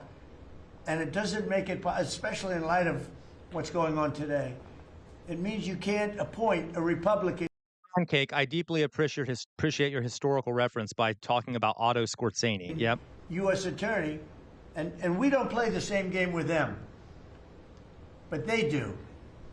And I hope that somebody speaks to Senator Grassley about doing something about the blue slip, because I'm telling you, John, I put up great people. Top people, highest education, the best lawyers to be like U.S. attorney, and both senators. I'm always looking for top people. But if they're Democrat senators, they say we're not going to approve it. I had a couple of them say, "Why don't you appoint Democrats?" All because Senator Grassley, with his blue slip stuff, will not let anybody go by. By the way, the Democrats have violated the blue slip provision on numerous occasions, but we don't do it. And what it means is, I guess I just have to keep appointing people for 3 months, and then I need you know what? We need some comedy, folks. And it's a very sad situation. We're losing a lot of great people. We have about 7 U.S. attorneys who are not going to be able to keep their jobs much longer because of the blue slip. Because unless, I think I know why they did that, to protect their ass. Okay, that's why they did that. But yeah, this is it should be done away with. This is our stream unicorn. The most highly educated, the most respected people, they can't keep their jobs because of the. Are they respected? This is the streamicorn guys. You guys haven't seen the stream. Oh yes. Oh, that's right. All the new people. You all probably haven't seen the unicorn. Yeah, we got a stream unicorn. Look. I'm still be dancing. Blue slips. Terrible. Okay. Thank you very much, everybody. Thank you. The farmers, let's come into the Oval Office. All right, Deb, come on. We're going to go into the Oval Office. Okay. Well, we saw the tail end of that. That was fun, wasn't it? I'm having trouble kind of controlling with the unicorn on my hand. I'm having trouble kind of controlling the stream or whatever. Anyway, okay. So what we should do now, folks, is we should. I know, right? Mayfair quit. It was quite disgusting. I thought we could watch well, you know what? Let's do this. Let's play a game. I did so we play a game. So let's play a game, shall we?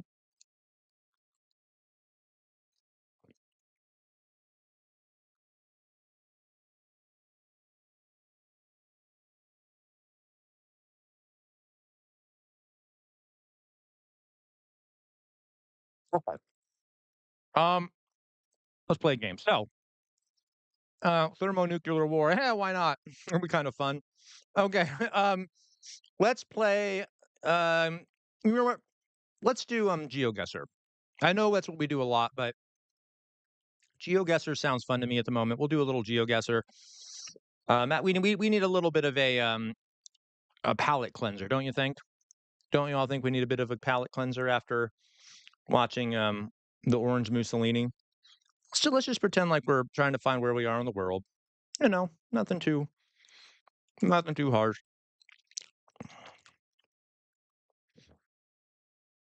Okay. Open guesser. All right. Oh, I got you. Pancake, we'll take a look at that. All right. Okay, well, folks, where the hell are we? Where the hell are we? Where the hell are we? Uh, hmm. Wow, this isn't very this looks like Africa to me. Does this look like South Africa, maybe? You think Ohio? I don't know, the Mayflower Kid, it looks a bit too the trees don't look native to Ohio. Or maybe it's like what do we think, folks? Do we have an idea of where we could be here? I don't know. Where's the music? Where's the music? Utah? Hmm. Thank you everyone who's contributed today. My brain is dying all of a sudden, but at least we're taking a break now. It looks very dry. That is true, Hiyori. Hmm.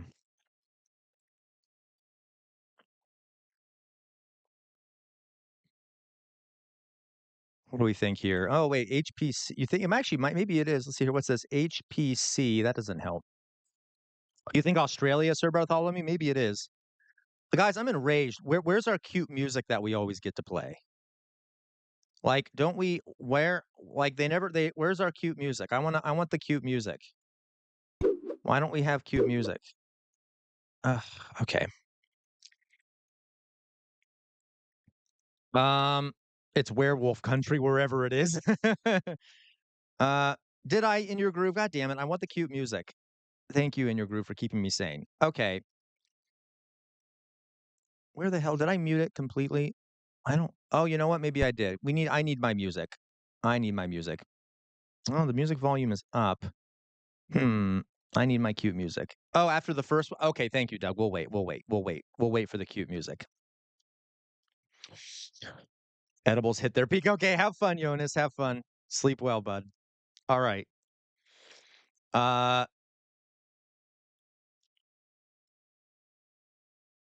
All right, let's see here. What do we got, guys? What do we got? All right. And by the way, you should bring some for the rest of the class next time, Jonas, excuse me. Bring some for the rest of the class, okay? We all need some edibles at this point. Okay. No, I'm sure Sir Bartholomew already has enough for everyone. Okay. Oh, this is okay. This does kind of look America-ish. This is a very, I don't know. It could also be Australia. This could be anywhere. I don't know what this has to do with being America. Do they have a flag? I don't see any glaring nationalism. So it can't be America, right? There's no American flags every 5 feet. So that makes me less think that it's America. Okay. Yeah, that's true. Kind of American. You mean it's falling apart, Mithril? Is that what makes it American? Um, you think Utah or Idaho? That's very possible. It could be. I'm actually kind of believing you at this point here.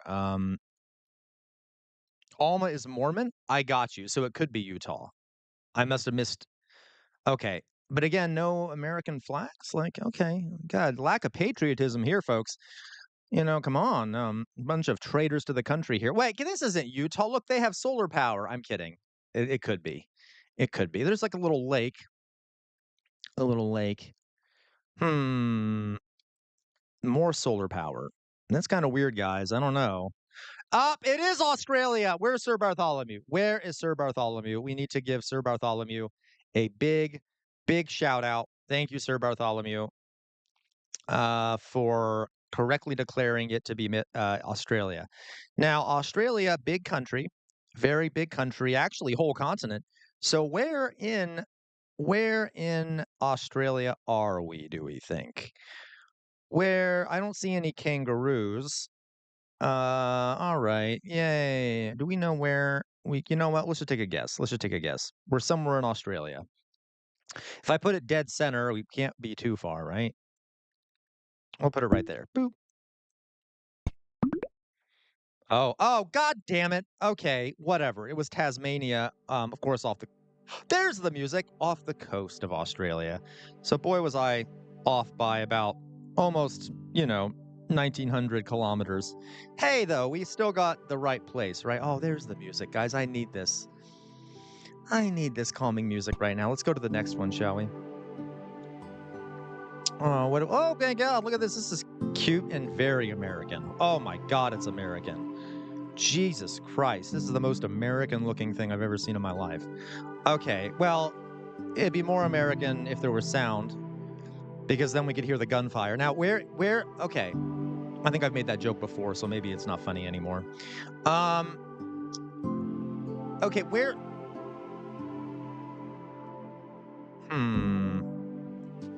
this actually might be Indiana. You think New Jersey? I'm going to turn down the music, though. It's a bit obnoxiously loud, don't you think? I feel like we've seen this before. Yellow license plate. Zoom in on the plates. The plates are all fuzzed out, but we could see. You think New York? All right.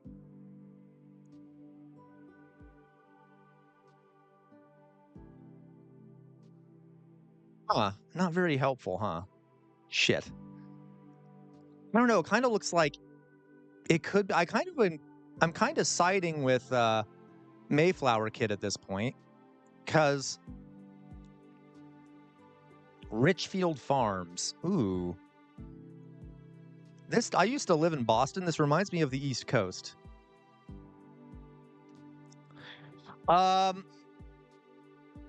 Pancake. I stream every day. Typically, I start between 1 and 2 and go to about 4:30. And except for I don't stream on Wednesdays or Sundays. Okay.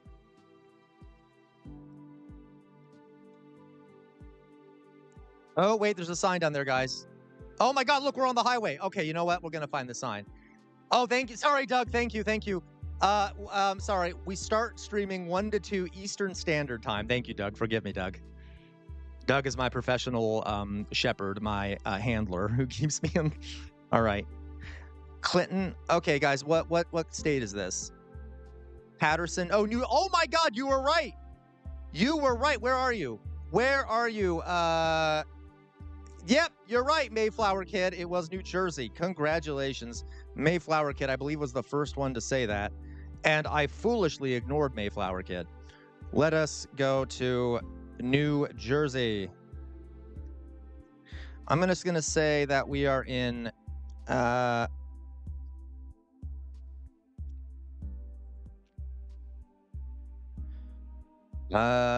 know what? It's not a massive state. I don't see the 80. Let's just go like right here. Oh, God damn it. Well, we weren't that far. We were 102 kilometers off. A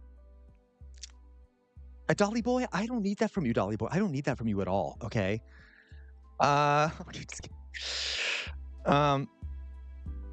Ooh, this is beautiful. I want to live here. How dare you, Dolly Boy? Okay.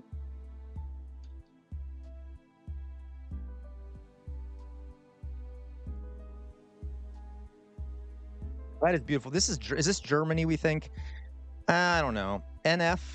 NF? Anyone know what NF would be? National Forest Road? Oh, is that what the NF is? National Forest? Seriously, though, Elliot? Are you being serious, Elliot? Is there a road called National Forest Road? Because this is beautiful. Oh, you think British Columbia, Sir Bartholomew?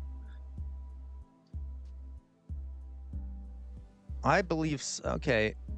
I am more prone to believing Sir Bartholomew, given that Sir Bartholomew lives in Canada, I believe. Would you like to hear his address? Because I can say that, too. I'm just kidding. You saw Bigfoot for like.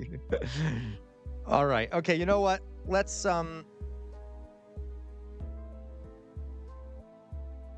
Where is this so-called national forest? Is it up here? You know what? How about I just shove it somewhere? Well, that sounded inappropriate. Why don't I just put it down here somewhere, like right on the border with Canada, just in case it is Canada? Elliot, do we agree with... Okay. You know what? Let's just go right here. I think it is over here somewhere. Dolly boy? Dolly boy? I did not say anything. Okay. Okay. Hey, it was right outside of Portland. We weren't that far off. Who was the first one to say Washington? That was a good call. That was a good call. Let's go to the next one here. Oh, this is... I feel like I've seen something similar to this before. Is this Sal something? So I'm guessing this is Brazil. I'm guessing this is Brazil. There you go. Mayflower, you are on a I know, Dolly, but I put it right on the border just to check it out, just to see if that was because I wasn't sure if it was Canada or the US. But the answer was right outside of Costa. Okay. I think this is Victoria here. Please tell me Victoria is here. Our native Brazilian. There you go, Dolly boy. Is our native Brazilian here? We got don't you all hate how much I stereotype all of you, and yet you're still watching me? I'm always like, let's get the Brazilian because she'll know where we are in a massive country that is Brazil, because clearly she's been everywhere there. Or like, calling kilt skirts or whatever. Like, come on, why are you guys like? What's going on here? Okay, okay, this is totally. There you go, Victoria. Okay, yeah, it says Jao. I can't pronounce it. Forgive me, Victoria, but we are definitely somewhere in Brazil. But Victoria, notice, I did realize this time it was Portuguese. You should be proud of me. Okay, you should definitely be very proud of me, okay? Piranha. Oh, is Piranha one of the states? I think it is, right? Okay. Yep, it is. It is. Parabéns. So this is it up here, right? Or, there's a lot of... Oh, Piranha. This one down here. I'm a fool. Okay, state of Piranha. Now, where it could be in the state... Is there a Parabéns here? You put it, I guess, in the middle. Carnaval? Cascaval? I'm just double checking real fast, folks. Londrina? Okay. Londrina.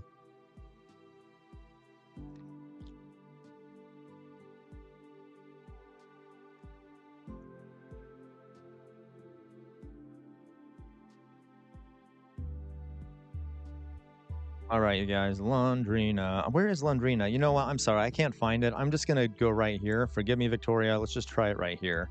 Okay, let's just guess. Oh, God damn it. Okay, it was in the other one that sounded similar. Damn it. I should have... Damn it. Okay. Well, that's okay. We got in the right country. It's not our fault that it's such a big country, and therefore we were in the wrong side of the country, right? I blame Brazil, really. You know, it's Brazil's fault for being so large. Okay. All right, let's go here. Here we got... Oh, you said... I got you, Mayflower. Okay. Here we got... Oh, my God. Do we have another? Is this also in Brazil?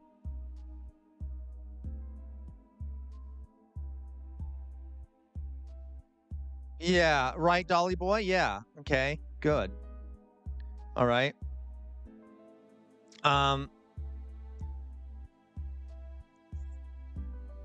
Let's see here. Where this is also Brazil, or no, it's not. It's not Brazil. I think that's Spanish, right? Louise. This could be a lot of places. I think, is this Mexico? Mexico. All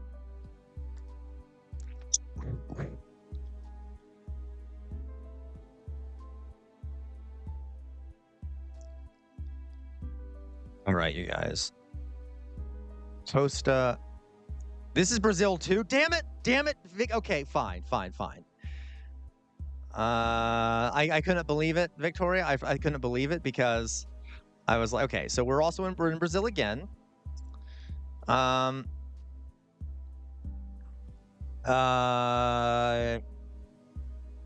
Again, maybe if Brazil wasn't so large, maybe it needs to go on a diet or something. It's getting a bit big for its own good. Okay, so okay, fine. Let's just take a guess on this one. Okay, let's actually try where I tried before so that I don't feel as humiliated and get. Hey, there we go. Okay, there we go. We were only 600 kilometers out. All right. Continue. Next one.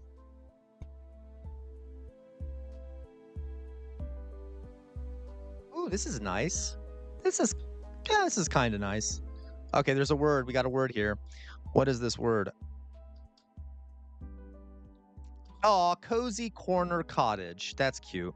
This reminds me of Deliverance. I feel like they're going to try and eat me. This is Canada. Okay, we know we're in Canada.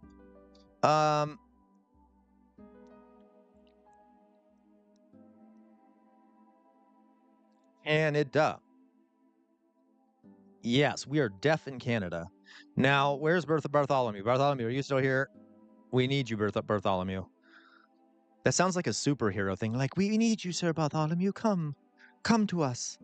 Okay, Pine Avenue. Well, that doesn't limit it down. All right, where are we? This could be like 95% of Canada. I'm going to tell you. I just got to be honest with you. A bunch of woods. This could be like 95% of Canada. Now, there isn't snow, so it's unlikely to be far, far, far North Canada. But this could be really, most of the population lives along the border with the United States. So Northern Ontario, okay. I got you, Sir Bartholomew. I got you, Sir. Northern Ontario. Northern Ontario. All right. Oof. Sorry, I need to. Okay.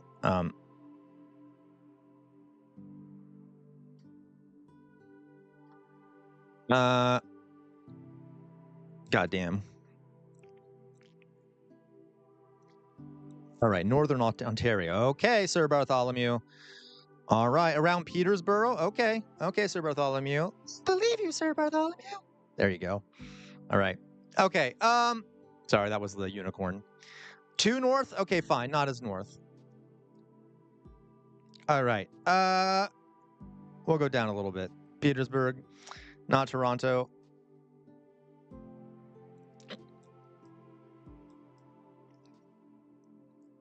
Where the hell is Petersboro? I don't know where that is. Too far north. I need to go south. You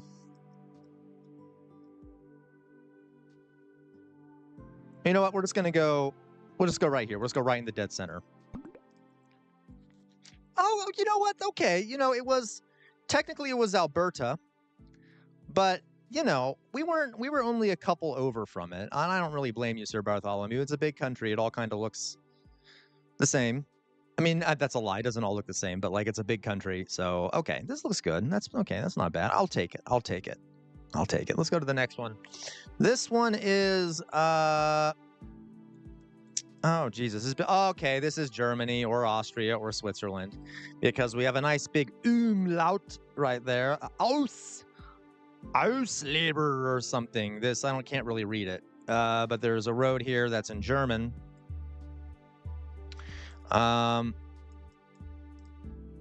Let's see here. Oh, look, wow, hyper modernish. Look at this. Oh, this is pretty. This is very pretty. This is gorgeous. Maybe this is Switzerland instead. I don't know. What's this? This says Antosvig. Antosvig? Oh my God. No. This has to be like Southern Austria or Southern Germany, I would guess. This is in the Alps, obviously, but this, I would guess, Austria or southern Germany.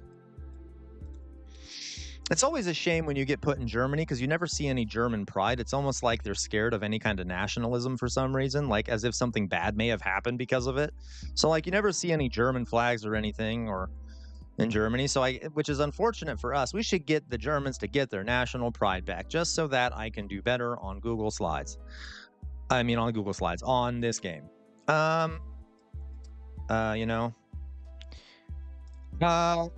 Okay. What do we got here? Kirchtag. Für wer Oberrassen. Where the hell are we? All right, see you, Doug. Good luck with training. Where are we? You think Switzerland may Falcon? It might be.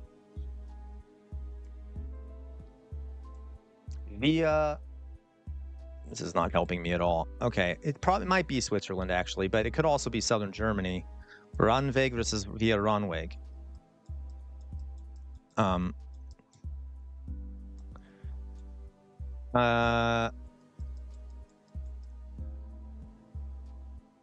Let's see here.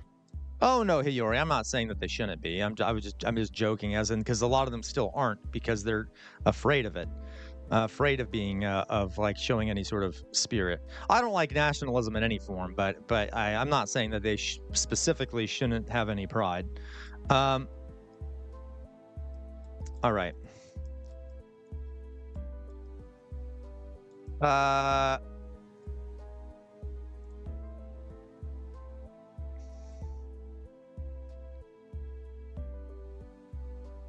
Guys, I'm gonna guess that we are in Kein Winterdienst.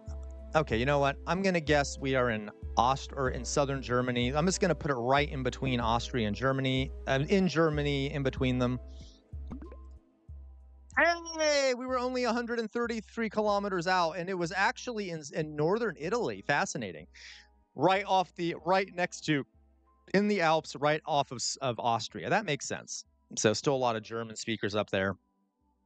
Okay, that makes sense. All right. Beautiful place, by the way, the Alps. I recommend everyone go sometime. All right, where do we think we are now? Escobejo something. Montessori school. How is everyone doing out there? Very few messages right now, which you know how paranoid I get. I'm always like, is everyone there? It's okay if you're just listening to my inane ramblings. Oh, look, it's a couple. Are they on a date or something? Oh, that's adorable. Oh, how adorable. Young love in our midst. I know, Dolly Boy, right? It's okay though. I can fake it, right, Dolly Boy? All right. Tattoo studio. That doesn't help. That could be anywhere.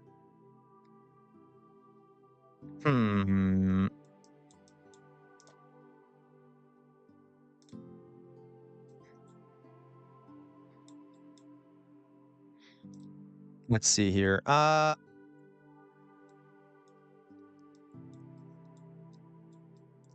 Hey, I got you. Pancake.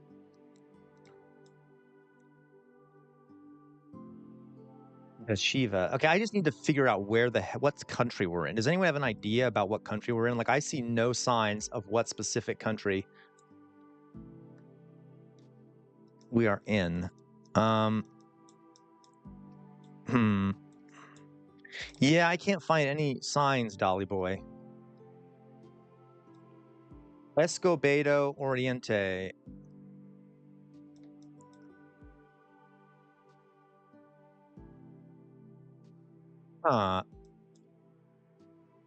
Mexico? Okay, in your groove. Okay. You know what, though? You know, that's more than I have here. Tlalomuco Centro. I wish there was like, see,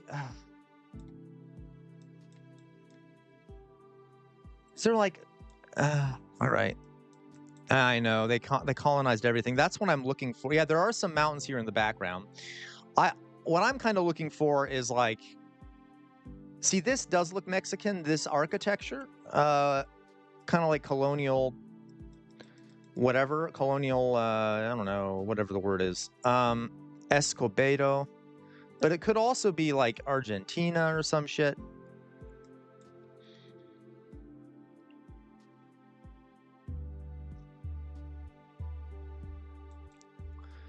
Get up close to some trees? Okay, Macy.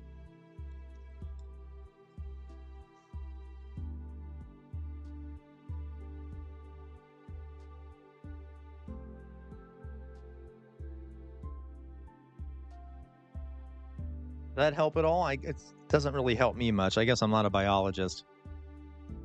Or what is it called? You know, the one that studies plants. What the you know, the botanist.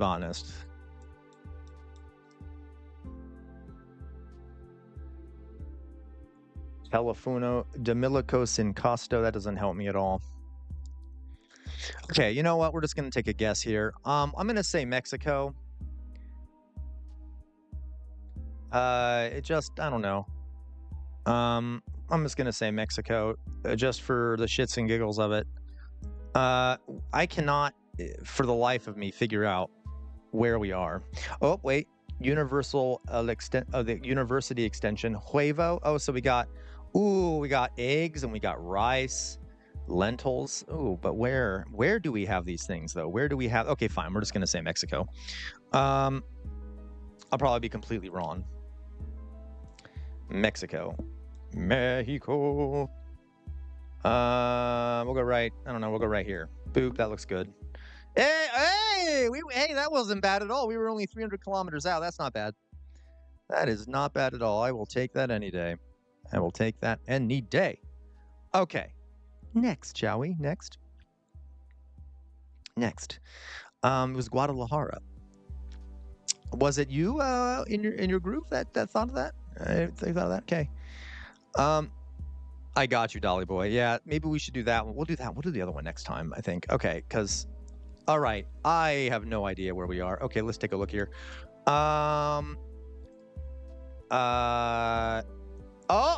Wait. Oh God, please don't tell me. Do we have to be here? Okay, fine. I'm triggered. Oh, Jesus Christ. All right. Let's look at all these people living in safety and relative comfort. All right. Yeah, exactly, Sir Bartholomew. Okay. All right. God help me. I'm surprised there aren't like in your groove. I know, right? I'm surprised there aren't piles of bodies in the streets.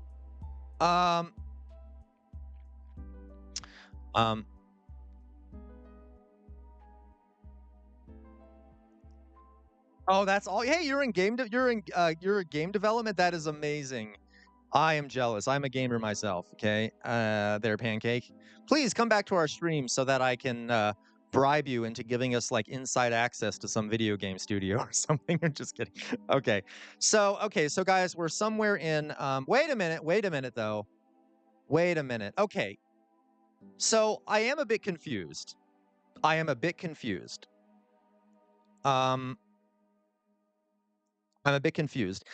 Because that truck might have just been transporting something somewhere, because there are a lot of. You see what I'm seeing here, right? Yeah, it's somewhere in the Middle East. There's Arab writing too.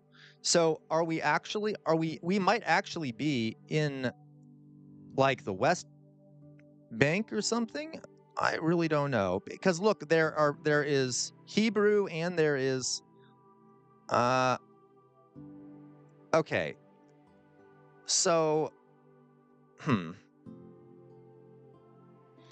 we think we're in the West Bank? Do you think they would have let this? Okay, we might be in the West Bank.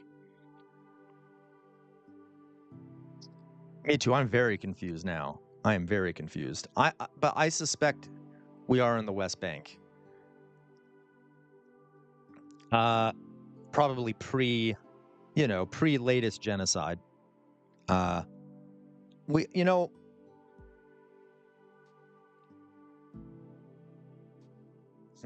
Okay. Let's guess that we're in the West Bank.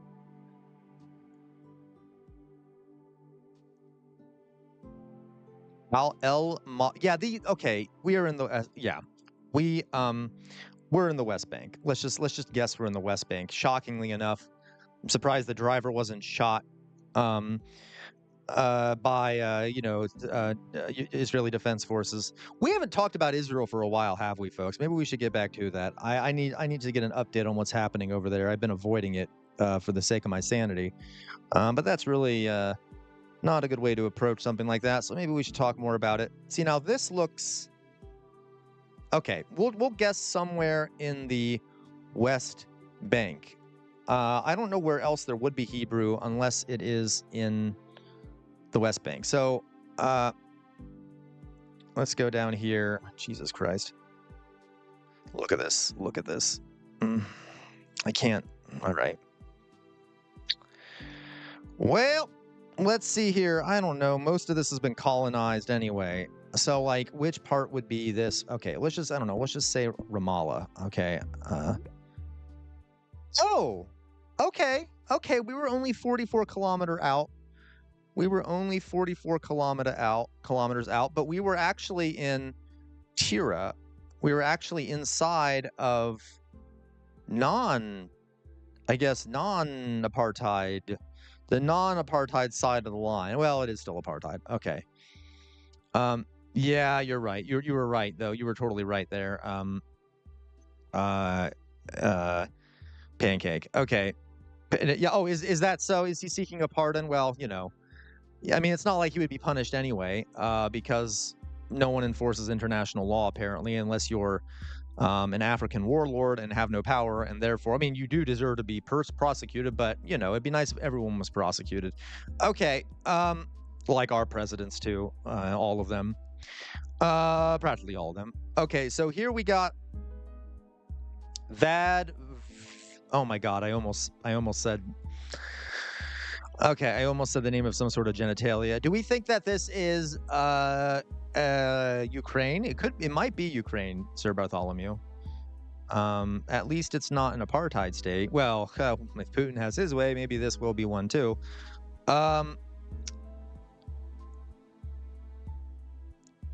Yeah, this might be Ukraine, but that looks almost Polish to me. Yeah, but like I don't know. Hey! We have a Polish person here. Let me see if I can illustrate my ignorance. Pancake. Is this Polish or am I going crazy? Is this a different language other than Polish? Right. You see the street here? Look at that. That. I don't know. Maybe it's not Polish. That might be Czech or something. I'm not quite sure. My Eastern European languages, I get kind of messed up.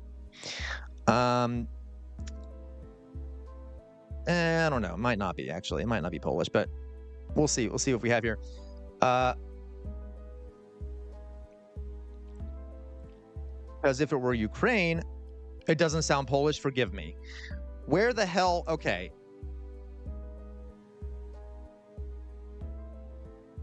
Stosohegi?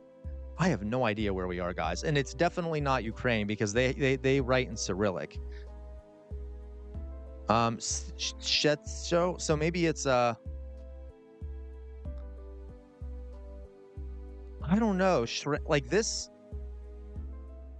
I know most, like I can recognize most languages, but I can't. Okay, thank you. We'll go off that. Slovakian, Slovenian. All right, let's go down. Let's try because I was thinking maybe Czechia or Slovakia. Somewhere around there. Okay. Right, I'm sure you were, Dolly Boy. Yeah, you just waited, didn't you, until Pancake said that, and now you're taking the credit. I know how you operate, Dolly Boy. Yeah, I know how you operate. Not Czech? Okay. Well, I guess I mean like Slovak, right? Like Slovakian? Okay. All right, so let's try... No, don't say... Now I feel bad, Dolly Boy. How dare you? Okay, all right, let's go to let's try Slovakia here. Oh my God, you're so right. That does look. God, I should have known. All right. We'll go Slovakia. We'll just go right over here in Slovakia, and we're probably Hungary. Yep, it's Hungary. All right. Very close though. We were only 106 kilometers out. Hey, I got you. I got you, Pancake. But I'm an American, so everything looks incoherent to me. No, I'm joking. I can speak German, but that's in English. But that's about it. Okay. So let's go. Okay. Well, God, no, I got out of it. Well, that's okay. It's no, there's no like time limit on or anything. Okay, guys. So the time we got here. All right. So we got. Ooh, I've been going for. Okay, so we actually have gone well over the. We went for an extra hour per the number of things we got, and thank you everyone who donated. I am like dying of exhaustion for some reason, but we shall. I will of course come back on tomorrow. What did we do today? We talked about the psychological implications of capitalism. We talked a little bit about how to talk to MAGA people. We did a little bit of a Trump stream. We played the game. Yeah, everyone. It certainly does seem like everyone is gone, doesn't it? Everyone is already gone. But that's okay. So we will um, real fast here. What we will do is we shall now go to we shall quit. All right. So we all know what I'm about to say. Everyone ready for what I'm about to say? See you tomorrow, guys. We know what I'm about to say. First of all, free Palestine. Second of all, never stop resisting. The easiest way to resist is to think for yourselves. The easiest way to resist is to think for yourselves. That includes when you watch me. I'm not perfect. I make mistakes. Yeah, please do. Love having you around, Pancake. Think for yourselves. The easiest way to resist is to think for yourselves. Okay. Don't get stuck in an information silo, et cetera, et cetera. We're living in a fascist moment in this country, not only in this country, but in other countries around the globe. Fascism thrives in an environment where people have lost faith in their democratic institutions. Okay. And in order to fight that, we need major reforms. We need major reforms in this country. If we don't get the major, and you don't be a slug. Do not stand in the center. If you stand in the center, the fascists will walk all over you. On the wall behind me is a sword. The name of that sword is Chainbreaker. It's been passed down in my family for many years. Chainbreaker is thought to have been responsible for the death of 7 slave owners. Why do I have it back there? I have it back there to remind everyone that our ancestors made some major sacrifices for some of the things we have today, including sometimes dying for some of the liberties, freedoms, economics, and stuff we have. We cannot let their sacrifice go to waste, folks. Please, please, please do not let their sacrifice go to waste, and always, always, always fight for a better future. And on that note, folks, you all will have a good rest of your day. I'll come back on tomorrow around regular time between probably 1 and 2, maybe a little bit earlier. I'll see you all tomorrow. Thanks for hanging around. Bye-bye.